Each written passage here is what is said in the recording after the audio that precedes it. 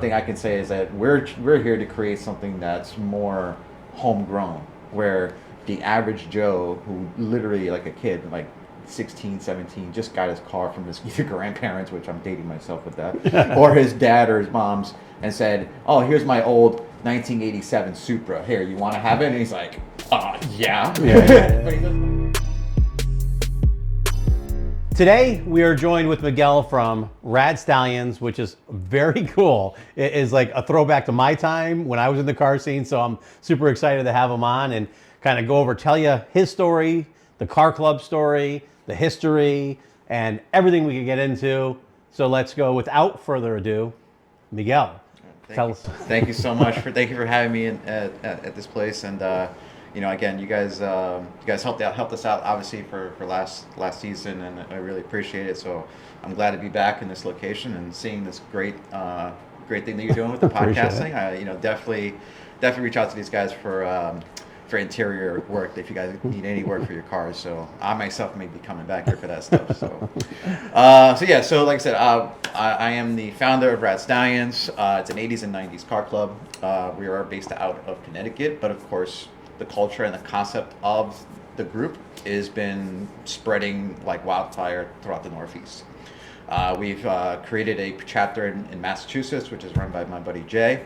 There's also a chapter that's in New Jersey that just started up this season. So if you're in the New Jersey area, look out for shows and events coming up in that location. And that's run by my buddy Jared and also Jay as well.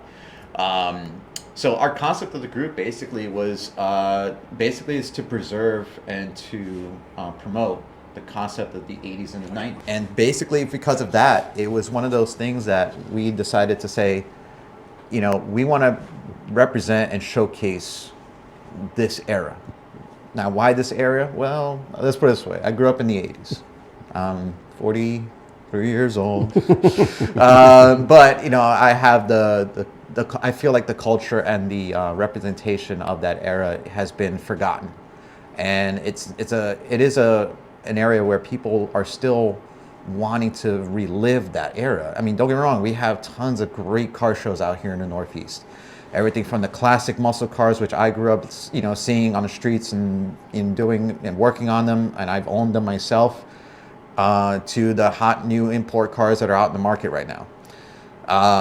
But there's always that little gray area of cars that were forgotten, cars that were just kind of like thrown away. Cash for Clunkers was a big program that was pushed out in that era that destroyed so many cars, but it was also a time where a lot of things were innovative.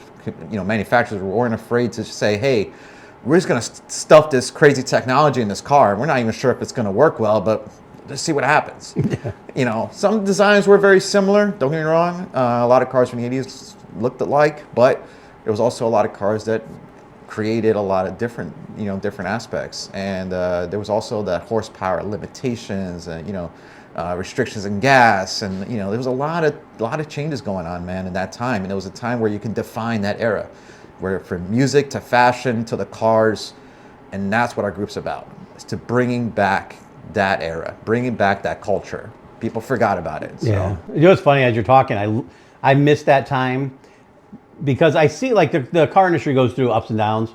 And what was cool is a lot of people don't like the slow cars. My motto was slow and low.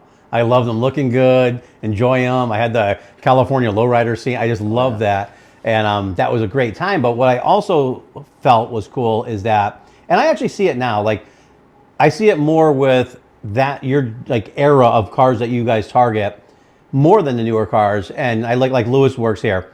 I tell you, with his hard body going through, doing the work, they're fabbing, they're doing stuff.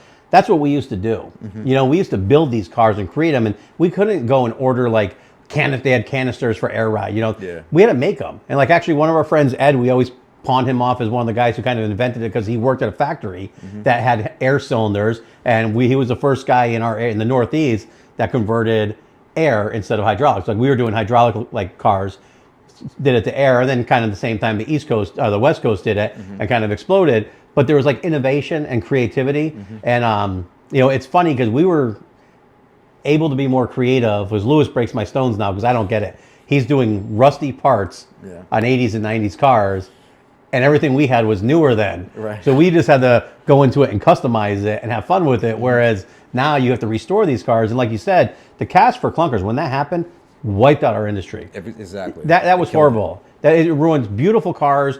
And like where you said, like a lot of people saw an era of cars that weren't good. It reminds me of like the 70s with the gas crunches, and they came out with the Vegas and the Corvairs and all these different cars that everybody seemed to hate at the time. Now you love them, and it's the same thing with the 90s. Yeah. Those cars, people didn't like them, and now they love them, and it's funny. I wanted to get our book, but it's in the container, because like I told you, the Isuzu you guys have on your website and stuff, we have all these Isuzus and Pathfinders and hard bodies and all these vehicles that we customized and loved it. And the passion's different now. Like I see they're buying newer cars, they're putting wraps on them, buying turbos, having them tuned, which is great. And you are getting a better performance, but you're not getting the hands-on, where you're in there and you're doing stuff and you're creating, and it's just not as in-depth to me as it was with those cars now. Yeah. But I also see what's funny with you guys is a lot of your guys want to preserve these older cars, and I just want to chop them all up.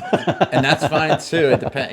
Again, there's so many different realms that with the 80s and the 90s, it brought in vehicles that are there were hot import cars during the time of the 90s. The JDM scene came aboard, so it was a threat to the American automotive industries. And saying all these Japanese cars are taking a lot of these jobs, and they're very gas efficient. They're getting more horsepower out of a smaller engine. So again, it was a big push for these Japanese cars, which again brings in the JDM market. So for us, again, that era is big. Nowadays, you got the drift scenes, which unfortunately are killing a lot of the S chassis out there.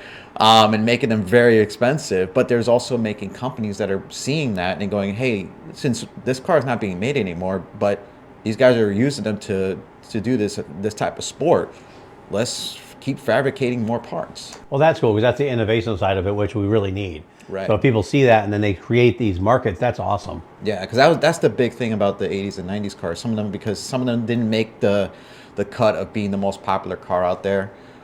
So it became more difficult to get parts for it, but that's where the innovation, the engineering, you can't just go on a catalog and just start whipping out like, oh, there's performance parts for this. No, like I drive a 1987 200SX, an S12 chassis.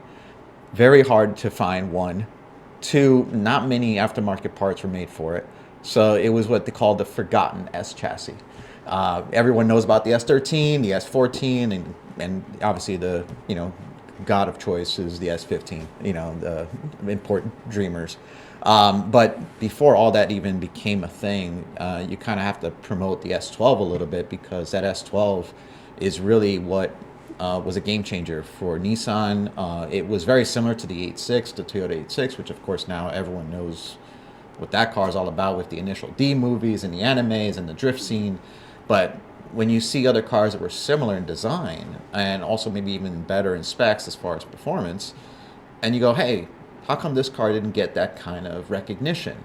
Well, it's because it just didn't make that mark. It wasn't marketed in that realm. And then when it became known that, hey, this car did exist, it was already too late. The aftermarket scene just didn't produce enough parts for it. It was also a vehicle that was, not in the most popular anime movies and things like that, but in the underground area of people that actually know what that's all about. They go, hey, do you know that you can take the S13 parts and dump it in this? Do you know you can take the S13 parts that you can get from these cars that are junked or trashed and put it in this S12 and pay half the price? This is where the engineering really comes into place. And then you have to really know the car to really be able to get the performance and get the customizations that you want. And this is where it becomes unique. Nobody else has got it. Nobody else has done it. And you can't just go out and buy the parts. You have to really do the research and talk to other people that have tried it and maybe failed, or other people that are still learning, and you make that connection. And this is where, again, our group becomes unique in that fashion, because every single person that owns a vehicle that's in our group is, or that represents us in a way, drives something different. And every single one of them has a different thing that's cool about that car, so this is where we make things feel a little different. Also the energy, the music and everything that we bring to the events and locations, it identifies who we are, basically. That's really cool. I was like pictures. Remember the movie Rad with the guys with the bikes? I was picturing having them doing stunts across your car show. So funny story. So I'll tell you guys how this all came about. All right. So it kind of is a throwback to that. So the concept of Rad Stallions was I'm not sure if you guys ever heard of Radwood, but Radwood is a festival that is usually goes around the country. It used to come to Connecticut out in Greenwich near the concourse. They usually partner with the concourse that goes down there. For a couple of years, they've done the events out here in Connecticut about 2 or 3 years back. Although recently they haven't done anything in Connecticut. When me and a few friends went to that event, we was like, hey, how come we can't do this like every month? And they're like, well, because this only happens once a year. I said, well, that's not fun. Like, this is great. Everybody's dressed up in the 80s, 90s style. We got cars that I haven't seen in years come out. And everybody's having a good time. So why can't we do this every week if we wanted to? Let's just gather a whole bunch of people that have the exact same kind of cars, and let's bring them together and bring this concept more local to this Connecticut area, because California's doing it on a daily basis. They got the nice weather, beautiful cars, everything. Rust-free vehicles. Rust-free. I mean, we're in the Northeast here, so we got a lot of rust, but then again, we got a lot of cars that are in really great shape, and some of these guys, some of them are afraid to bring the cars out to some events. Some of them feel like they're out of place, and when you consider it to be a classic car, it's not defined or not recognized. So the concept of Rad Stallions came from Radwood. The meaning of rad means different, unique, stylish, off the beaten path, like a radius, rad. Yeah. And then we got Stallions. So Stallions came actually from, have you ever seen the movie Bill and Ted's Excellent Adventures? Yes, yeah. The Wild Stallions. Oh, yeah. So the concept of the Wild Stallions was a band that was designed to, in the future, save the world from these two guys that didn't have any talent at all. And, they were just there to play their music, and the music was there to save the world. So the concept of the rad, meaning different, and the concept of stallion, which of course had multiple meanings. That was actually where the name came from. But the other meaning of it was also your pride and joy. It's your steed. It's what you define as like your prized possession that you ride in. Yep. So Rad Stallions became a thing. Well, And that's cool. 4 years ago, that's when we all started. So who started the club initially? So it was me. We were at a car meet actually on the Berlin Turnpike. It was myself, Matt, and this guy named Kevin. Matt drove a 300Z, Z31. Matt drove a Toyota Supra, a black one, JDM spec, and we were just hanging out, talking, and then eventually we just said, "Hey, how come we don't?" We're the only oldest cars in this whole car meet, and everybody's turning their heads. They're like, "Whoa, what is that?" And then we ended up going to a classic car show or meet, and we were the only imports there. So again, we said, "Okay, we need to make a group." Because when I heard about the whole Radwood thing, I said we need to make a group that just defines who we are and get a whole bunch of cars like us together. And that's when that concept of Rad Stallions came about, because Matt's like, hey, just I'll let you go with it. And I'm like, all right. So, myself growing up in the 80s, watching a lot of movies and things like that, I just kind of sat I was actually in a diner, and I wrote Rad as like a kind of like a punk rock kind of feel, like style to it. Yeah. And then I was coming up with the second word, and I started writing stallions, like Italian stallion, wild stallions. I started thinking about that. I wrote it down, and then I had a cup that had like a watermark on it, like on the bottom. I put it over my napkin, not realizing I put it over what I just wrote. And then I took the napkin off, and I was like, oh shoot. And that's when I realized it had like the little circle, like kind of like a swirl mark, like in my shirt. Yeah. Right Oh, okay, cool. So like this, and that represented more like a inner circle, but it's not perfect because none of our cars are perfect. Yeah. We're not like, don't get me wrong. There are guys that have extremely pristine high-end cars in our group, and then there's some guys that are still working on it. So the concept of this is basically saying, yes, we're an inner circle that is not perfect, but at the same time, we're cool, it's different, and we take pride in our cars. So That's pretty funny because as you're saying it, I'm like having these like deja vu, because that's how we started the Magnetic Mini Bash, the Magnetic Mini Club when we were kids. As me and a couple of my buddies, like, well, actually, I think it was just the first one was Vinny and me.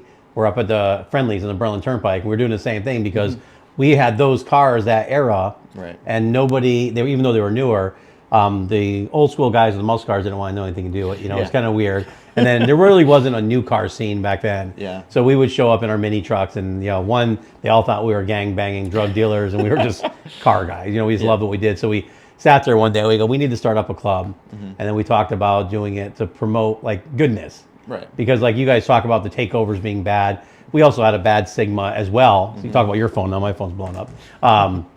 Thought we had a bad stigma as well. We wanted to not be pulled over everywhere we went, and kind of enjoy it. So that's what we did. And what was funny is I drew the first logo on the napkin. Same thing you said. And we drew it there at Friendlies, and that's kind of where it launched. And then then the Magnetic Mini Bash was great. We had really grew. I wish I never got out of it with those guys. But that was a show where I don't know if you ever went there when you were younger, but up on the Berlin Turnpike at Sage Park. I remember the first time, it was the coolest thing because we were so stoked because like there was a line of cars going all the way down the Berlin Turnpike from Sage Park all the way down to like Meriden. Yeah. It was insane. And they were all like, it was cool because all the guys, like Vinny was great and had he knew so many people. He had kind of an infectious personality where he's just a nice person. Yeah. So you get the negative Camber guys and all those guys, Drastic Car Club out of New York. Just so many cool people that came up and supported it. And because like what you were saying, it's easy when you find there's a bunch of like-minded people that really want to get involved in something to kind of drag them all in. But it was like the same feeling. You're like talking about, I'm like, oh no, that was so cool. I miss those days. Yeah, exactly. And that's what we bring to a lot of places and events. We were very fortunate and lucky when we did our first event at Priam. So we never did any meets, we never did any, shows or anything. Like when the concept of the group came about, it was just online. It was during, I'd say right after COVID, I guess. Right around there.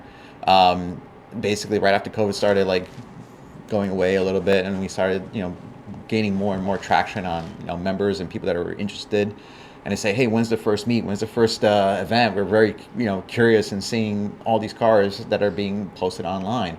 And I said, well, yeah, all these guys that usually tag our page, they want to be featured or promoted on our page. They tag themselves, or I will help promote something I think is really cool, and a concept of like their creativity, usually on our Instagram. And what happens is we've grown so fast within 1 year, and I said I'm not doing anything until we hit at least 300 or 400 followers at least. And sure enough, we did that within a matter of months.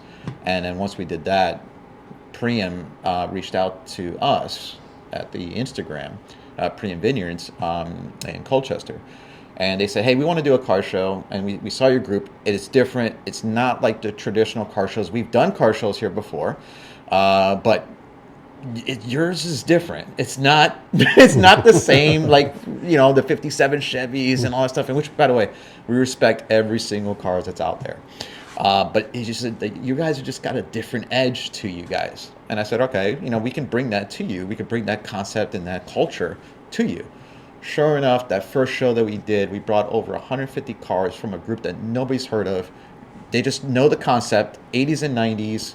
Come out to Priam, bring your cars, bring your clothes, bring your fashion, bring your items from the era, showcase it in the car. Cars that were done up graphic-wise, anything like that. And people just had a blast. And it was, not expensive to go to. The location was beautiful.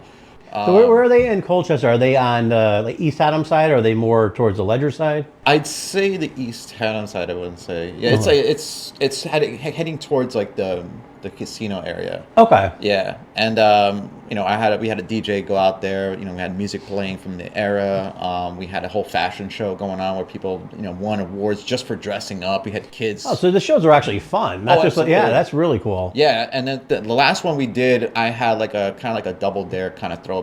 I had the kids. We had a bunch of kids come out. and I had them do like these like double dare, family double dare type of events to like get them more involved instead of just being like, oh, let's look at cars all day and then nobody's really interacting, nobody's really doing anything. No, this event is one of those events that you are interacting. Even if you don't have a car from the 80s and 90s, come dress up. Come showcase what you got in your car, if anything. I had the last gal that won our first event for a best 80s themed, or 80s, I think it was the 80s or 90s, I forget. I think it might have been the 90s themed car. And you would think it'd be a 90s car. This was a 2008, I want to say it was 2008 Volkswagen Golf. Her whole interior was all done up like as if like the 90s blew up in her car. It had the Nintendo 64 in there. It had all the like a bunch of magazines from that era. It had toys. It had, I mean, you name it. And name something from the 90s, it was probably in her car. And when I announced the winner of the best 90s themed car, and everybody's like, it was a 2008 Volkswagen Golf. Everybody's like, looked at me like, I'm like, you got to go see this. You got to go see this thing. So, things like that became unique and different. And now we have grown into a position where we've gotten a lot of movie style cars now. So everything from Knight Rider, which is a big thing, iconic car from the era, Back to the Future, the DeLoreans. Yeah. We have cars even from the Fast and the Furious, which technically came out in the 90s. So you're going to get the cars like the Mitsubishi Eclipse. The first gen, first gens, the RX-7s, just like that. So my buddy Jay, who actually has a Mitsubishi Eclipse done up like the Fast and Furious car. He has his. He runs the Rad Stallions in Massachusetts. Okay. I have my buddy Bradley. He has a Knight Rider car. He's actually kind of doing his own little spin-off of Connecticut movie cars, so CT movie cars. Oh, nice. So because we did an event last year for our Bring Back the Rad 3, and that was the third year we did it. We brought in about 8 DeLoreans. We had the A-Team van come out. We had the Toy Story pickup truck. We had the Fast and Furious cars, the Civic, the Eclipse, the Knight Rider car, obviously. And it was just a plethora of a bunch of movie-style cars that came out. It's so funny because that's like everything. The A-Team van I want so bad. It was so. And I want I was born in the 70s, but I want the Fall guy, which might be before your time, but he had that C10 or K20 probably lifted brown and tan or whatever. I want all those things. It's funny because we went to an event at the Waterford Speed Bowl and they had a guy with a Knight Rider there. And there's your buddy, he dressed up like Michael Knight and everything. He would, yeah, that must have been him then, I bet you. Has he had it for a while, like 7-8 years? So he built that car himself. Okay. Which is crazy.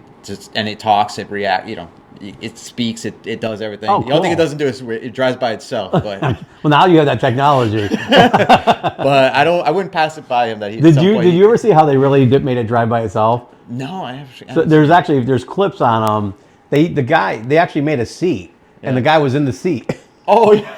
It's so ridiculous, but it's cool. They made it happen all by your people doing stuff. And that's the other thing too is that because we brought in all these cars of those eras. Some people have never seen it, they've never even heard of it. But then you get like the dads or the grandpas, I hate to say it. You're like, you don't know what this is, and they're going nuts about it. Yeah. And everybody's like, what do you mean? I'm like, you got to watch the movie. You got to watch these things to see it. Well, you're bringing two parts together, which is kind of funny. So when we used to do big events like car shows, what was tough is getting attendance and people that respect the level. Like a pro builder that goes to national events is great. A pro builder that goes to local events is difficult because people don't really know the value and the level of it. Right.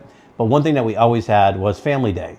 Sundays were always family day. And what ended up happening is people that were creative with different stuff, people are like, what do we do on a Sunday with their family? Let's bring them to a car show. And then you see they'd have the Star Wars cast walking around, all that. And people loved it. And it really brought people into the community more, which was kind of cool because whereas the show car people would shun them away, being like, you don't appreciate what we're doing. You have your kids around here and stuff.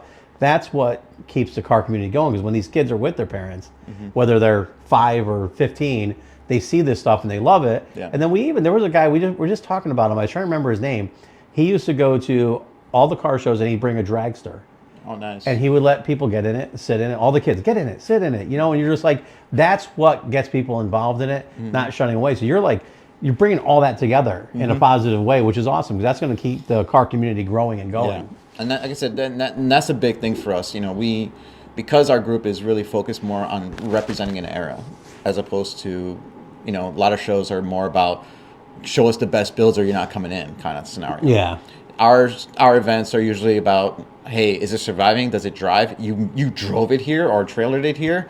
It looks cool and it's great for you and you have a backstory. That's amazing. I think at our last show we had a gal. She brought in I think it was a Shelby Cobra. I'm sorry, no, it was just Shelby. I think it's called a Shelby. Her name was Shelby. And it was like, you know, it was a smaller car, but most people just didn't think about it being a unique car. Now, she was only like, I think it was like 9 or 10 years old. And she's like, this was my car. And I said, that's really cool. She's like, and it's got my name on it. And I said, it's like, what, is that your name? Is that your name is Shelby? She goes, yeah. Okay, that's cool. So it was a 90s Shelby. And I said, this is really cool. And, you know, I thought it was a great little car. The backstory was really cool. So I wanted to, you know, try to let her know to say, hey, we really appreciate you coming out to this event and not being shy, you know, about your car. Because a lot of people are. They're like, oh, we're not sure. And one guy came in with a Lincoln Town Car at our last event. He's like, I'm just going to park in the spectator lot. I'm like, dude, this is a 1989 Lincoln Town Car that is in pristine condition. He goes, yeah, I know, it's my grandfather's car. I was like, and you're not coming into the show with this? It's only $10, dude. Come on, man. And he's like, he's sure enough. He's like, all right, I'll bring it in, but put me in the back. And I'm like, all right. Yeah, we were filling up really fast. So I threw him in the back out there. But we're doing awards and announcements. That was one of the vehicles we recognized as one of the cleanest cars that was here. You know, again, it's a Lincoln Town Car. It was a workhorse car. You drove it every single day. Now, there were some guys that preserved it. A lot of older guys preserved it. And the fact that it's in this kid's hands and he's still keeping it in that position, in that style, that's fantastic. That is really cool. It's funny because I was thinking, when you were talking about the Shelbys, my wife had a Dodge, what the hell was it? Dodge Challenger? The pointy nose 80s and 90s Oh, one. yeah. And she loved that car. So I'm like, maybe if I get that car and restore it, then she'll care about going to car shows. She hates it because, like I told you, I have this messed up mind where I think about cars 24/7, nonstop. Yeah, and so she's always like bothered by it because you go home and that's still, you're watching car shows, you're doing this, you know, it's crazy. Well, for me, I grew up with that stuff. I grew up with cars. My dad was a mechanic. I grew up in the shop. I grew up with mostly American muscle cars. That was my thing. I had a 1971 Chevelle. I had a 96 Camaro that I dumped a supercharger into when I was about 17. So I had a lot of fun with my muscle cars. And especially with the Chevelle. That was like my dream car. I poured my heart and soul into that car. A 383 stroker, TCI Street Fighter training on a 350 turbo. And that thing pushed about 450 horse in a small block. So that thing ripped for what it was. And it wasn't anything fancy, it wasn't anything spectacular. It was more just like, hey, I want to go to the Burlington Turnpike and see what I can do. Well, like you said back then, when you go to a play, you wouldn't show up at the Turnpike in Daily Driver. People go there with their cars, and you don't fit in unless you do back then. So it's kind of like you almost had to. Cause I used to hate that. Whenever you were down and not had a vehicle, you couldn't go, and it just you either had to park at a place like the normal shopping mall parking lot area or the shopping center areas, and then walk to the event. But no, our events were more now like, you know, with our events, at least with the Bring Back the Rad, and there's a bunch of events that we usually do throughout the season that we would showcase 80s and 90s cars. And again, there's a lot of events that we normally do that obviously we showcase the 80s and 90s, but we also allow any kind of car to come out. Nice. There's only one event that we do that's very specific to the 80s and 90s, and that's Bring Back the Rad. That's coming up on June 28th at Colchester and Priam. Okay. And it's our 4th year doing it. It's now it's morphing into a festival now. Instead of just a car show, it's now. So now it's a 2-day event? Well, it's more like not just a car show. It's more like just, hey, it's, you know, we got the car show, we got music, we got fashion show, we got vendors coming out and showcasing a lot of the products that relate to that era. So when we looking at vendors that want to come out to this event, it has to relate to what we're doing. You know? So you need Vanilla Ice to show up. That'd be cool. He's like the major support. That would be cool. Major if support. Vanilla Ice comes out, or anybody from that era comes out that represents that era in a very iconic way, we would love to have you at this event, 100% for sure. But yeah, no, it's been awesome, and I mean, I can't thank my team enough. You know, all the guys that are part of the group that help out events. You know, they work the booths, they work the ticketing areas. You know, they help park cars. You know, all those guys. My hat's off to you guys, because without those guys, it's so much you can't do this on your own. You know, you need a team, literally. And the volunteers are so important in a show and event, so much.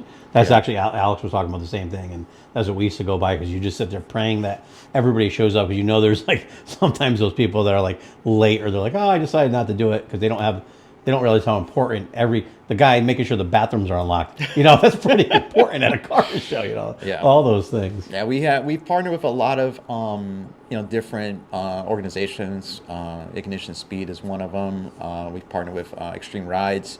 You know, a lot of different businesses that look at us and see positivity in the community.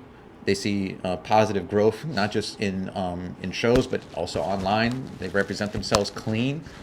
And that's what we do. That's what we represent. We don't do anything malicious. We don't promote any, destruction or anything like that. So we try to keep it as clean as we can. So that way, you know, when someone sees who we are, they know, okay, yeah, these guys are cool. They're legit. They don't do things the wrong way. You know, we get permits, we get permissions. Yep. You know, whenever we do an event or anything like that, it's always done with the permissions of any locations possible. So if you look at our events list, at some point, I know we'll be coming up with events for Lyman Orchards is one of them that's coming up. Okay, cool. There's events, I believe, that's lining up for a New Jersey show out in I'm trying to remember the exact name of the town, but it's at an airport field. Again, it's a representation of the 80s, 90s, and also 70s with the Malays area. We're partnering up with a dealership that's basically that wants to put on this event. What's the Malays mean? Malays is like a combination of, you got the groovy, hippie 60s, 70s, but a little bit more like the 70s style. So it's like the Cadillacs, the old school lowriders, like I would say mostly Cadillac type of cars. Whenever someone says Malays, I always think that era. It's like that. So pretty much everything we're working on. There you go. I told you we're doing a lowrider Cadillac. We got the Volvos we want to do. So you're right in line with what our concept of what we think is cool and what we think is unique. But even guys with the German cars, American cars, Fox body Mustangs, which again they look at those cars, and some people, especially in the Fox body community, they're like, or not Fox body but Mustang community, they look at those and that's the worst style besides the Mustang. The Fox bodies right now are our biggest. Like everybody's doing them. Everybody loves them, and the prices are starting to go up, because it's getting great. Like certain rare hoods and certain things are going, astronomical. But I see the opposite. I see a huge generation. But I see what you're saying though, because like the classic Mustang guys don't like to jive with the newer ones. But those are the people who get so like ridiculous with cars drive me crazy. I love all cars, motorcycles, and trucks. Oh yeah. And it's just like it ruins it when people start, talking down on people because of the year of their vehicle. No, exactly, and that's again one of the reasons why we had to build up our group. And another good thing about how we've kind of grown has been help with a lot of different places. A lot of different places help promote us. A lot of different places help, be a sponsor or help, put on these shows and events. I can't thank enough for Connecticut Cruise News, Don Claddy. He's been a big help for us and helping promote our shows and events and helping us be at his events as well. So he's a good resource for, I'd say any type of advertisement when it comes to if you want to advertise your show or event or even your business. Yep. Definitely reach out to Don. He's definitely a good resource for that. And also, again, many different companies that are out there that are even just starting and they just want to get their names out there. We would love to try to help them out. And that's what we do. When we do events and I talk to businesses, I don't just say, hey, can I just do a car show here for my own benefit? No, I say, hey, I want to do a car show here, but you tell me when days are slow for you so we can bring in more business for you. And how can I help promote what you're trying to push so that I can let others know, hey, you got to come out and check this out. Just all around goodness, yeah. Exactly. Because a lot of times people just look at lots and go, how can that benefit me? Where I'm like, well, I'm not here to benefit me. I'm here to benefit them. because I want them to grow. Because I want them, because if they're allowing the lot to be open for me to do a show, I want them to keep doing it, so we can keep going and they get more business. That's So now with this vineyards you're doing, so obviously it's a wine vineyard, and they make their own wines and stuff up. yeah, it's all organic too, actually. Oh, Organic wow. wine. And so now, so you're not allowed to. You could do what they do taste tests up there, They do a tasting, yes. but you're not allowed to purchase it from them in Connecticut, I think, right? No, you can. Oh, you can. Oh, okay. Yeah, they sell bottles there. Yeah, nice. Okay. Absolutely. And they have craft beer as well. So Oh, okay, they have cool. craft beer. There's an indoor area where you can also hang out inside. We'll be having a food truck there, maybe more than one. Last year we had one, but with the amount of people we had, I think we need to get more. And what was the name of it again? I don't know. Priam Vineyards. How you spell it? Priam. Priam. Okay, Priam cool. Vineyards. Well, it's funny. I'm out there. My mother lives out there, so every weekend I have to go out there and help her out and stuff. And it's like maybe a mile from there. Oh, it's a beautiful location. Yeah. It's a beautiful location. They have tons of events every time. I went there a few times for like a comedy show that they've done out there, and it's just a nice area. Even the ride when you go out there, just to take a ride to go to the event, is such a nice little ride. Yeah, look, I want to see their address. Yeah, I think it's 11 Shaler Hill Road is the location of where they're at. And like I said, I can't thank those guys enough, because without them and that event happening, I'm not sure if we would be where we are today because of them. Nice. That's so good to network with everybody and do that. So they're right by Route 2. Mm-hmm. Okay, so they're north side of East Adam because they're over by the Salmon River, kind of. They're not far from the casino. I know that. Trying to see here. Which, by the way, I know a lot of people, when they go to the event, they go, "Oh, I'm like, where are you guys going after this?" "Oh, we're going to casino." Like, all right. Yeah, that would be my wife. Like, it's and not daughter. that far, so. Yeah, the beauty about that spot, it's like you're kind of in the center of like Connecticut, Rhode Island, and Massachusetts. So you kind of hit like almost all those three states in that specific. It looks like it's in a beautiful area. Yeah. Yeah, that's really cool. I'm glad it's nice to hear people doing good things that support many different people and bring things together, because in this day and age where everything's big business, big company trying to crush the little guy, you need people as a community to come together and support them and do that. You hear like, it's funny because you look at like the grocery stores with their $1 million eggs and all the crap in the media about that. But there's so many local farms that you can pay the same amount of money to, and you're helping out local places that are organic, that care about their farm, they care about their land, and that land is right here in our home area. So it's great that you're doing that. Really great. Yeah, we try to help out the businesses, and at the same time, with the revenue that we get from the shows, we help out local charities. We've done help for the disabled American veterans. We've done help for the United Steel Workers unions that also help out local veterans. And also we've done like a pet, like what do they call it? It was the animal shelter in New Britain. We've done some help with some of those guys with the partner club that we partnered up with. So we do a lot with a lot of local charities, because again, we're nonprofit. I'm not here to make profits. Again, I only do this really for fun. I don't just run this thing on my own and try to make a big profit, because in the end, that's not going to be fun. Well, that's not what brings it. It's like you could tell people. That's what with Alex, the same thing.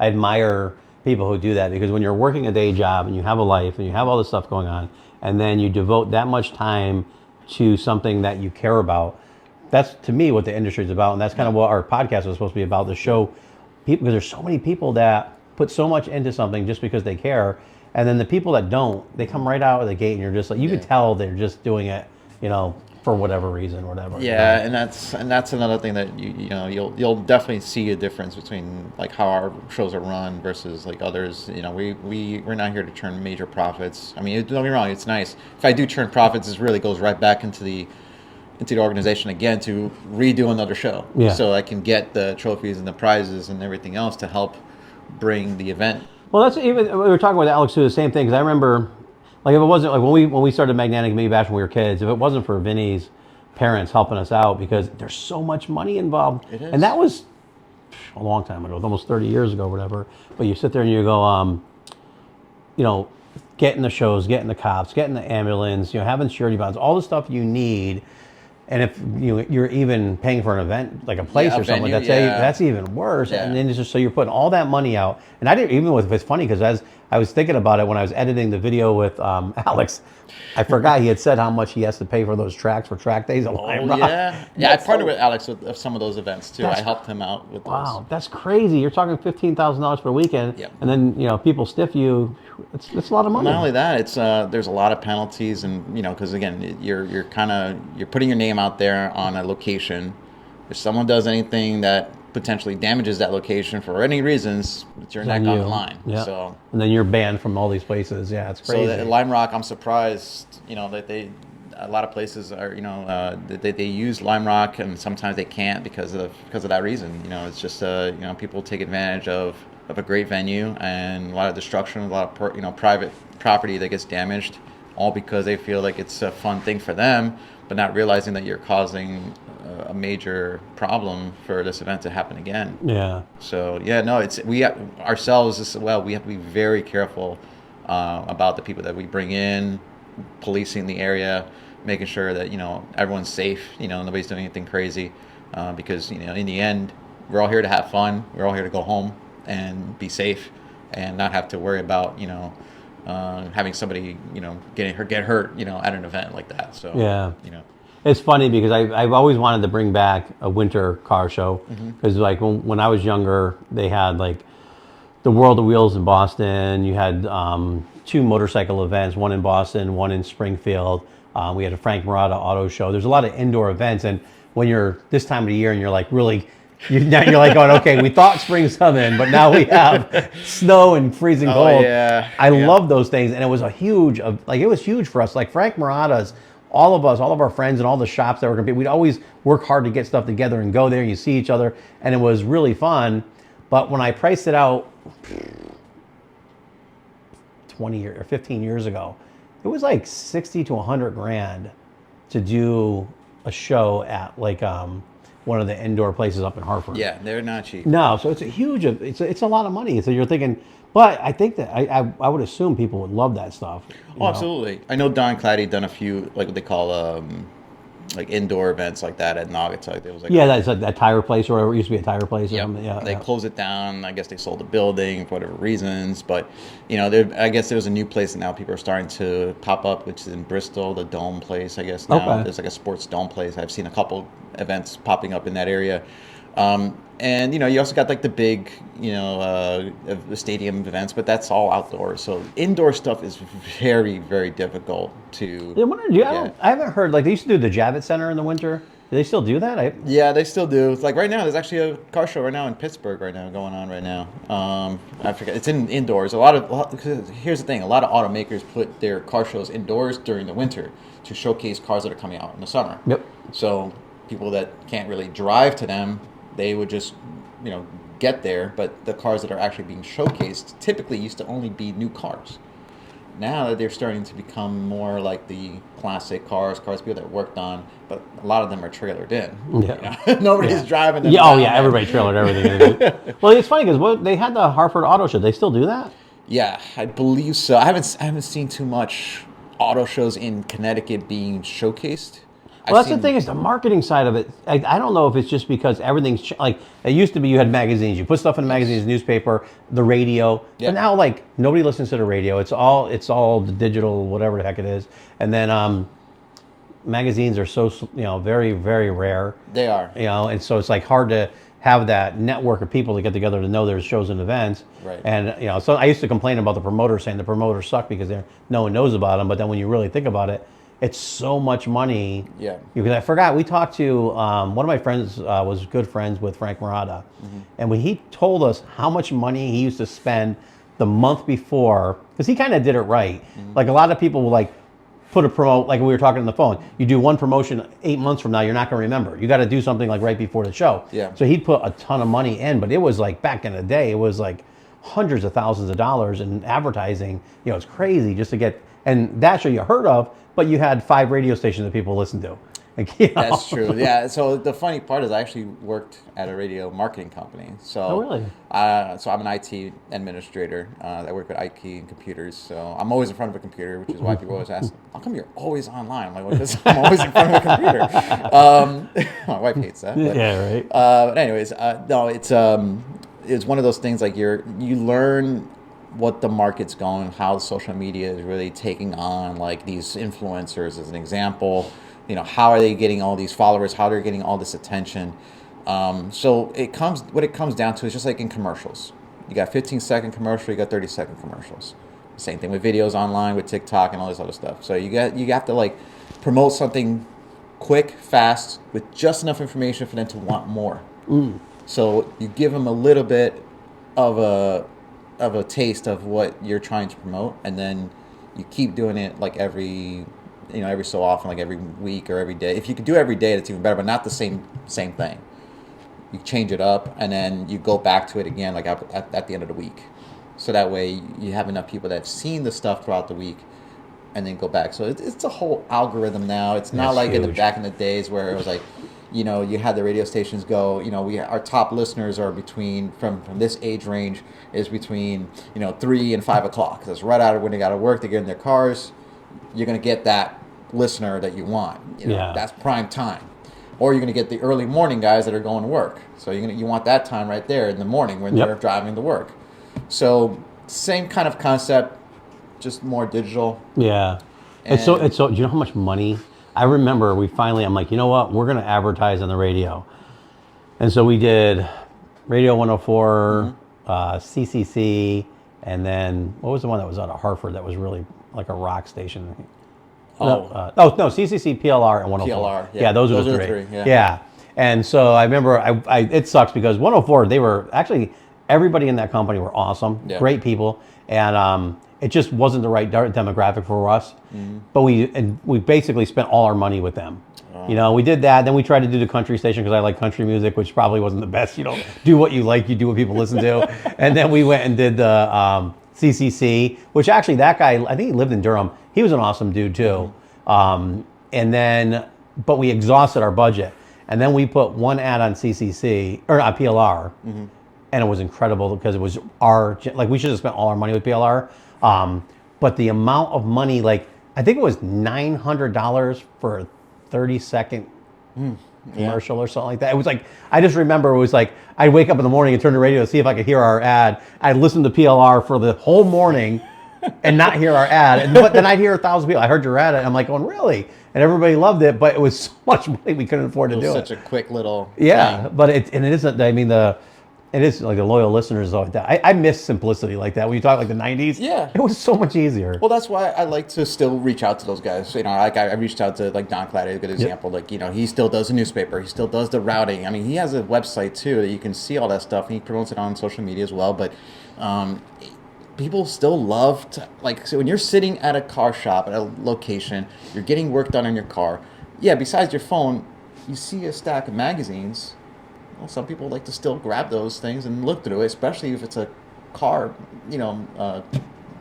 calendar magazine that says, here's everything that's going on in the state for this whole few months coming up. You're like, oh, shoot. Instead of looking online trying to figure out where the car shows are at, this got everything right here. Yeah. And people love that. And then we usually hand out a lot of those newspapers at our events, because he helps us, gives us that type of supply, and we give that information out to people so they can go check out other shows and other events. They're in the area. Hopefully it's near your area. And if you like it, go check it out. And people just love the fact that they can actually hold on to something. Yeah, I love I love that old. You go into the bathroom and take a shit and read a magazine. It's like when you're like this, you're like, well, I gotta zoom in because I'm old. It's like crazy. Yeah, when you have to bring in the thick one, you're in trouble for a while. You're gonna be there for a while. Yeah, encyclopedia. Oh my Lord. But, yeah, I mean, like I said, this is what we like to bring back together. And then I have been trying to reach out to PLR. I know a few guys that are that have connections with those guys. I know a guy named Steve Parker. He does like the AM stuff. I went on his show just to promote our last event that we did, which was Bring Back the Rad 3. And there was a bunch of people that messaged me. It's like, hey, I heard you on the radio. I'm like, you actually hear AM radio? I didn't think people still listen to this. Yeah, some people, religiously. I was like, wow. Okay. It's funny because I love PLR. One of our old employees used to be friends with someone on the station, and I wish I knew someone there because I want to listen to it more, but it's so hard. Like I could be just because I'm old and I'm an idiot, But when I try to go online to listen to it, like they have like things on their website that you click on to say listen live. Yeah. It never works. So then we end up, and it's funny because I know it was actually funny because here in the shop, the one thing that's always stressful is the radio because everybody has different genres. But they were good because PLR plays like a wide range of music that people usually don't complain about. And I had I clicked on it, and one of the channels came on that the guys don't like, and I didn't even realize it. And I just left, and I walk in the shop, and yesterday, the day before, I'm like, I go, Lewis, did you put this on? I go, you want Rick to leave work today? And then he goes, no, you did, because it's just like you don't know what to click anymore. But I wish it was easier to listen to their station. And I don't know if they still are, because I really haven't listened to it in a while. But they were all car guys. Yeah. Like huge car guys, which was really cool. Yeah, and that's, even listening through, like right now, podcasting, that's a big thing. Huge, everyone's doing it right now, trying to get into the podcast scene. How do you get more listeners? Well, it's all about, like I said, that 15-second content or even 10-second content. Just give them just enough to kind of go, ooh, wait, they were just talking about that? Oh, I want to listen to the whole thing. Yeah. That's how you kind of grow more and more your followers. And of course, obviously there's a whole algorithm that goes along with it, like hashtagging and knowing when to post at what time, things like that. It's also a big thing. And also the followers, who do you tag, who do you connect with It's a full-time job. It's a lot. Oh, it's big. It's big, man. And well, it's funny because we were trying, when we were trying to promote your show, everybody's shows last year, we tried to do the news every week. Yeah, which messed up our channel actually, because what's funny? I didn't think about it. I just do things I want to do them. Yeah. And so I'm like, I thought it'd be really cool to have somebody come up every week and say, this is the event to go to, because like we said, you forget. But on a Wednesday or Thursday, if we say go to see the Rad Stallion show here, people, oh yeah, I need something to do tomorrow night. I'm going to do it. Or I remember I wanted to do it, because whenever I go to do a show, like I always use the British by the Sea car show in Groton or Harkness Park. Because every year, I never hear anything about it till the week after when people tell me they went. And I think that's one of the most, if you don't even like British cars, it's one of the most beautiful shows. Because the weather is incredible. You're on the ocean. It's just great. It's really nice. But the promotion part is so strong. But so when we did that, what we end up doing is all that stuff stays in your channel forever, right? Oh, absolutely. And so no one gives a crap about a car show that happened 3 months ago. So that's when I realized, we probably should have been doing more of the stories, where we do that in a story and then get it out and get it. So it's just up and gone, and then it's not up and gone. Yeah, which I would like to bring back, but people, again, it always seems easier till you do it. Yes. We need someone researching. We need someone communicating, talking to you guys, everybody, and it's overwhelming. So I'm paying a staff to do that, and it was challenging. It is, and it's sometimes like I said, it's a full-time job. Yeah. And you're trying to focus on the business versus, okay, I got to look at this too. No, I focus on what makes sense business-wise first, and then add that as like a feature to bring in more business, obviously. Yeah. Well, so that's what killed our business. The social media killed our business, because one, you get too much work, you can't handle it, and it's constant calls, constant questions, it's just insanity, and you can't find the help to do it. So it's just like a really tough balance. And so and inadvertently killed our social media too, because it pulls you into as managers, they always hear putting out fires. You're always putting out fires, and then next thing you know, it's like that's all you do all day long. So you're never growing and creating content and doing this. You're never getting new stuff. You're never shooting, filming, because you're just in that panic mode. Yeah. So anyway, well, I'm like I said, I'm glad that you guys are still here, and now that you guys are focusing on more of the business and obviously adding this to it, it helps listeners more understanding what you guys are all about. I know you guys got was it Volvo, right, that you're working on? Yeah, we got a bunch. So it's kind of funny because we had the two Volvos there, and anything from my generation that when I was growing up, I feel is worthless. So I almost gave them all away last week, and I'm like looking at them, and I know Lewis was excited about them, and I'm excited about them, but when a business side comes, you go, how much money can you use? Because people don't understand what it really costs to build a car. Yes. So do you really want to dump 150 grand into a Volvo? And then so you start. There's a lot of Volvo guys that might be listening to this and going, yes. Exactly. Well, there are. Like, I tell you what, but there's specific ones. So like, it was funny because I love wagons. I don't know why. Like an Audi wagon to me, I would kill for. Even the newer ones, I just think they're awesome. And the old Volvo wagons I always wanted. I had a vision, which isn't like probably what's cool now, you know, because everybody's more into the drifting track car type of stuff and having a slight lowered aggressive stance, but not slammed. I want people to walk up to the Volvo and look in the back window and see a 24-inch tire through the window. And it's probably because in the 90s, I've always wanted it, never had the time to do it. So, you know, I'm really trying to figure out what we're doing with those, because I think we're going to restore one and then do the other one fully custom, because I had this, which if anybody likes cars, they should Google this. There's a 1929 Volvo. And this guy took an original Volvo and then made a hot rod version of it. Oh, wow. And it was in the Volvo Museum. I don't know if it still is. Yeah. But when you look at it side by side, the comparison's awesome. So that's what I'd like to do, is bring that Volvo cool. stocked out and this one not stock, and have a comparison. And then obviously we have the Cadillac, which it's a 4-door Caddy, but I want to make a bomb. Just slam the thing, old school hydraulics, and just do some really crazy paint on it. And then bring it to shows and events and have fun. Yeah. We used to, when we used to do the magnetic minis, it was fun. Vinny and I would go to shows and you'd 3-wheel, and you know, it was cool. It was fun. Yeah. And then we're gonna do, like we were talking, the mini trucks. I want to do a mini truck with the dancing spinning bed.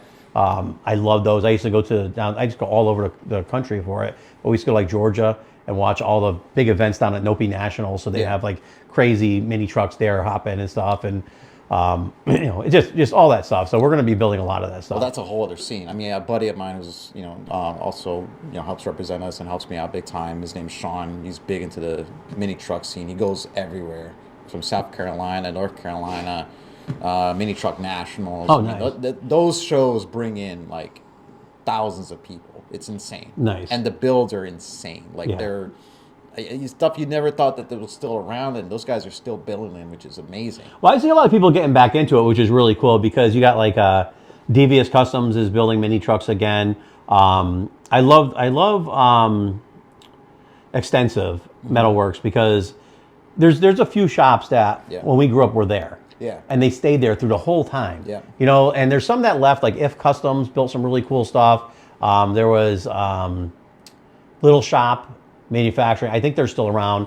I haven't really seen anything pop up from them, but a lot of those guys are building some cool stuff, and I'm like, I can't wait to see it. Yeah. Because like I look at like Devious, and you look at the level their companies come since mini truck days, and then you look and say, okay, what is he going to build? And I see they're doing a Datsun now, I think, and I love Datsuns. Datsun's my favorite vehicle. So I'm excited about that. And then I was kind of excited because even Ryan from West Coast, like a lot of people don't know, like they look at Pimp My Ride and they talk shit about him.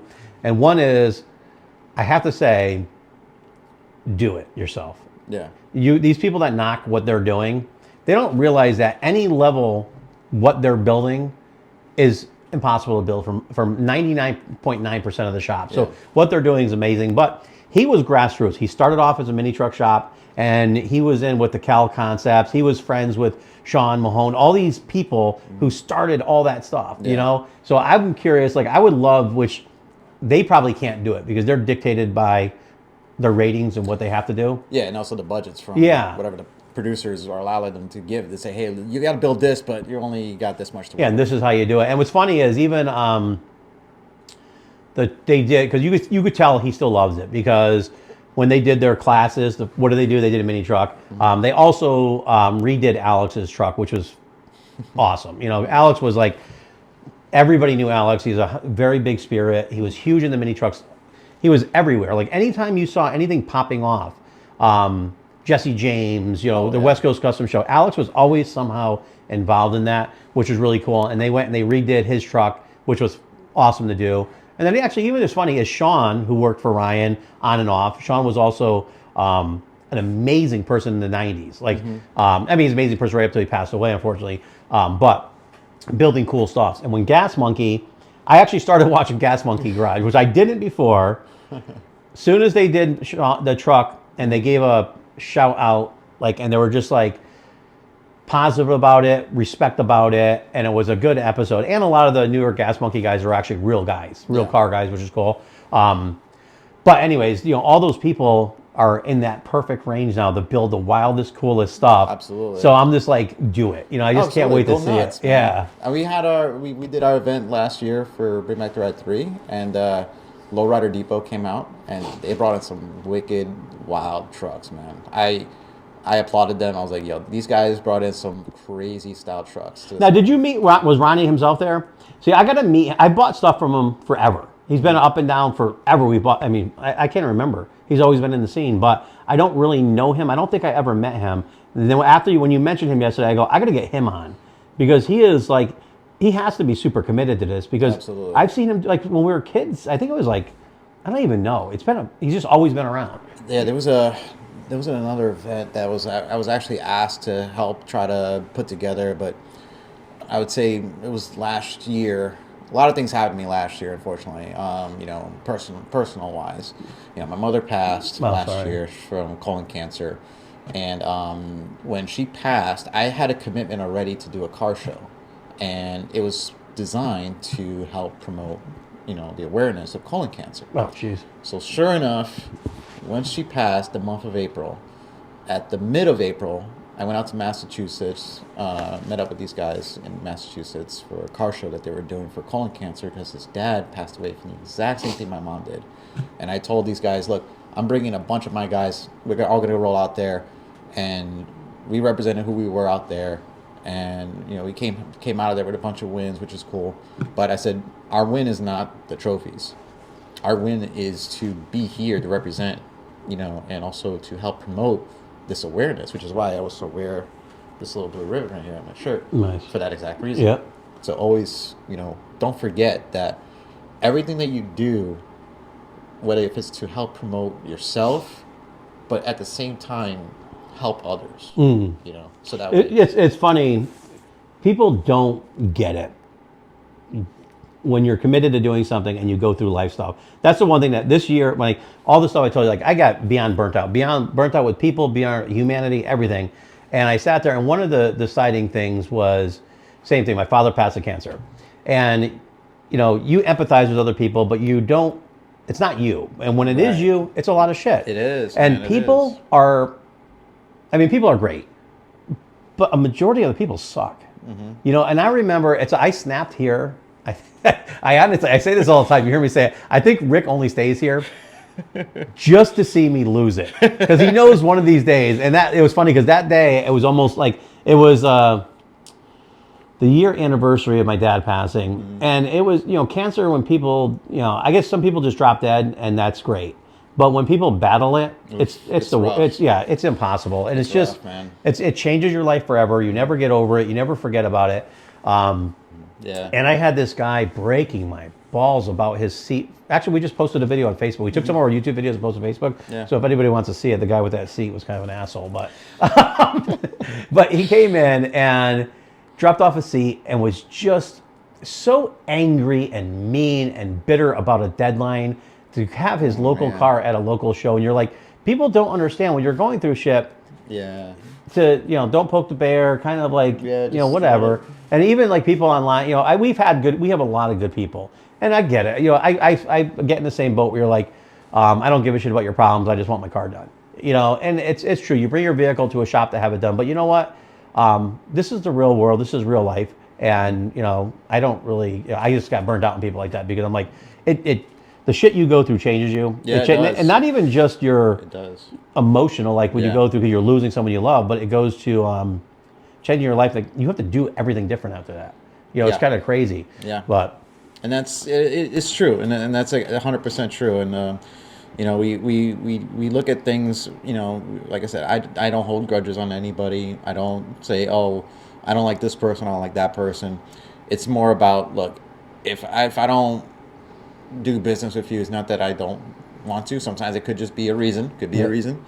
But it's not that I don't like you as a person. Maybe it is. I don't know. But I don't promote that. I'm not going to go after you and shame you. Take my time out of my own time to go and bash somebody. it's not worth the negative energy. It's not worth it. Yeah. That's why we keep all the negativity off of our communities, off of our pages and everything like that, and say, look, you have gripe or you have a problem with someone, Move on. keep it on your side. Do it on your own time. Don't bring it over to us. But, you know, as I said, the whole reason why we represent this type of era and this type of group is to bring the fun out. You know, we're not here to bring any kind of, you know, sadness or anything like that. We want to bring uplifting culture, and bring, you know, happiness. And The 90s seemed pretty happy, right? dude, Was it because we were younger? That's why I love it, man. Well, yeah, you have Are the younger kids like going, 2000s are awesome? So it's funny story.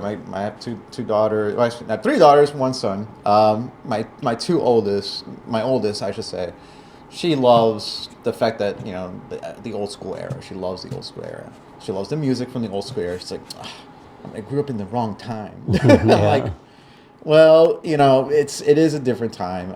When you don't have responsibilities, it's fun.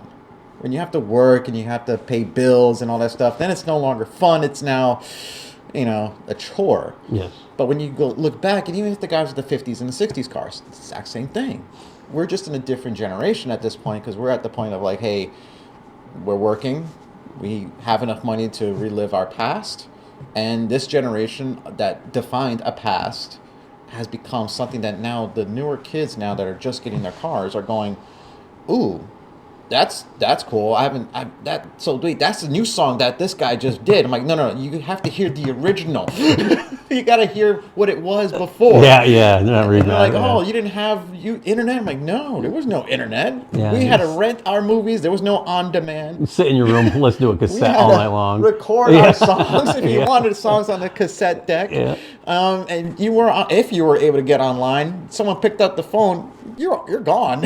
You have to go back and try to. Well, it's funny because everything you're about is kind of why we're doing our YouTube. We started a membership thing, which I don't really know if the membership's going to work out or not. I hope it does, but it's for a different reason, and it's for the same reason you're saying, is that in the 90s, working on cars was so much better. Yes. And it wasn't because I was younger.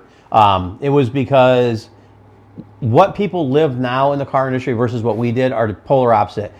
Our sales reps would come in and be like, you need to use this body filler because it's better. Yeah. Not because it's cheaper. You're not, you're always worried about money, but you're not worried that you're like now a gallon of decent Bondo is $140 wholesale. So it's crazy. So now everything's about money. So your salespeople come in and they're like, I got this cheap I found in the sewer for 50 cents. Whereas they used to come and say, you want to use this tape because it's better, it'll last longer, it won't peel. This paint is better. Now everybody comes in, the paint's all the same. It's all the same shit. And it's like, everything's cheaper. When everything then was creative, work better, do better, grow better, learn better, better welders, better. Everything was doing better. And even when we were building cars, like I said, the car goes in a roller coaster. Yeah. I love when the car scene is in the segment where people are working hard to make their cars look good. Yeah. Because it brings a lot more of ingenuity and creativity and stuff. I feel that we're there again, and we're about to hit that really strong, because the drifting scene is obviously all about racing, and they're going to smack them up, and no one wants to invest a ton of money into a body that you're going to smack up. But I do notice a lot of the guys that are getting a little older now, who have been doing it for a while, are taking some of these vehicles and restoring them to a higher level. Yeah. They're doing better paint, better parts, better body work, better interior, better performance. Some of the engine bays now I'm seeing, they're hiding everything. They're doing really nice work. Everything's looks a lot more professional. So I see, and I'm hoping that we're at that turning point for this generation where they're going to get to see this. Yeah. They're going to be in their garage building cool stuff. And it's funny because some of the YouTuber guys I saw that are working on cars, they go to these guys that are working in the backyards in their houses. Yeah. And now those guys have evolved to they're starting shops and they're, doing stuff. So I'm like, I hope they're there because I want them to see that, because I feel bad. Like I see our kids growing up now and they're all about everything's so expensive. How am I gonna, if you don't go to college and have some crazy job, how are you gonna afford a rent when the rents are $2,700 a month? Yeah, that's insane. The pricing back then was a lot different too. You look at the gallon of milk and eggs and all that stuff versus now. Eggs you're probably as crazy expensive freaking Scarface right now, just rolling in the cash. You got a kitchen, chicken coop or something. Like that, man. It is funny. My wife texted me sent me the message yesterday. The guy for Valentine's Day goes to his wife and he opens up the bag and he's throwing all these red ribbons and all this other stuff, and he pulls out a thing of the eggs. Vital Farm eggs or Nelly eggs. He's like, "Here you go." Oh man, that's nuts. Man. That's the thing. It's like you can't. All these kids now, they love seeing the era that we kind of grew up in. Some of them just wish that the era still existed. Some of them are trying to relive it now, whether if it's through fashion or through the cars themselves that they're trying to remake like the style again. Do you know who you guys need to hook up with?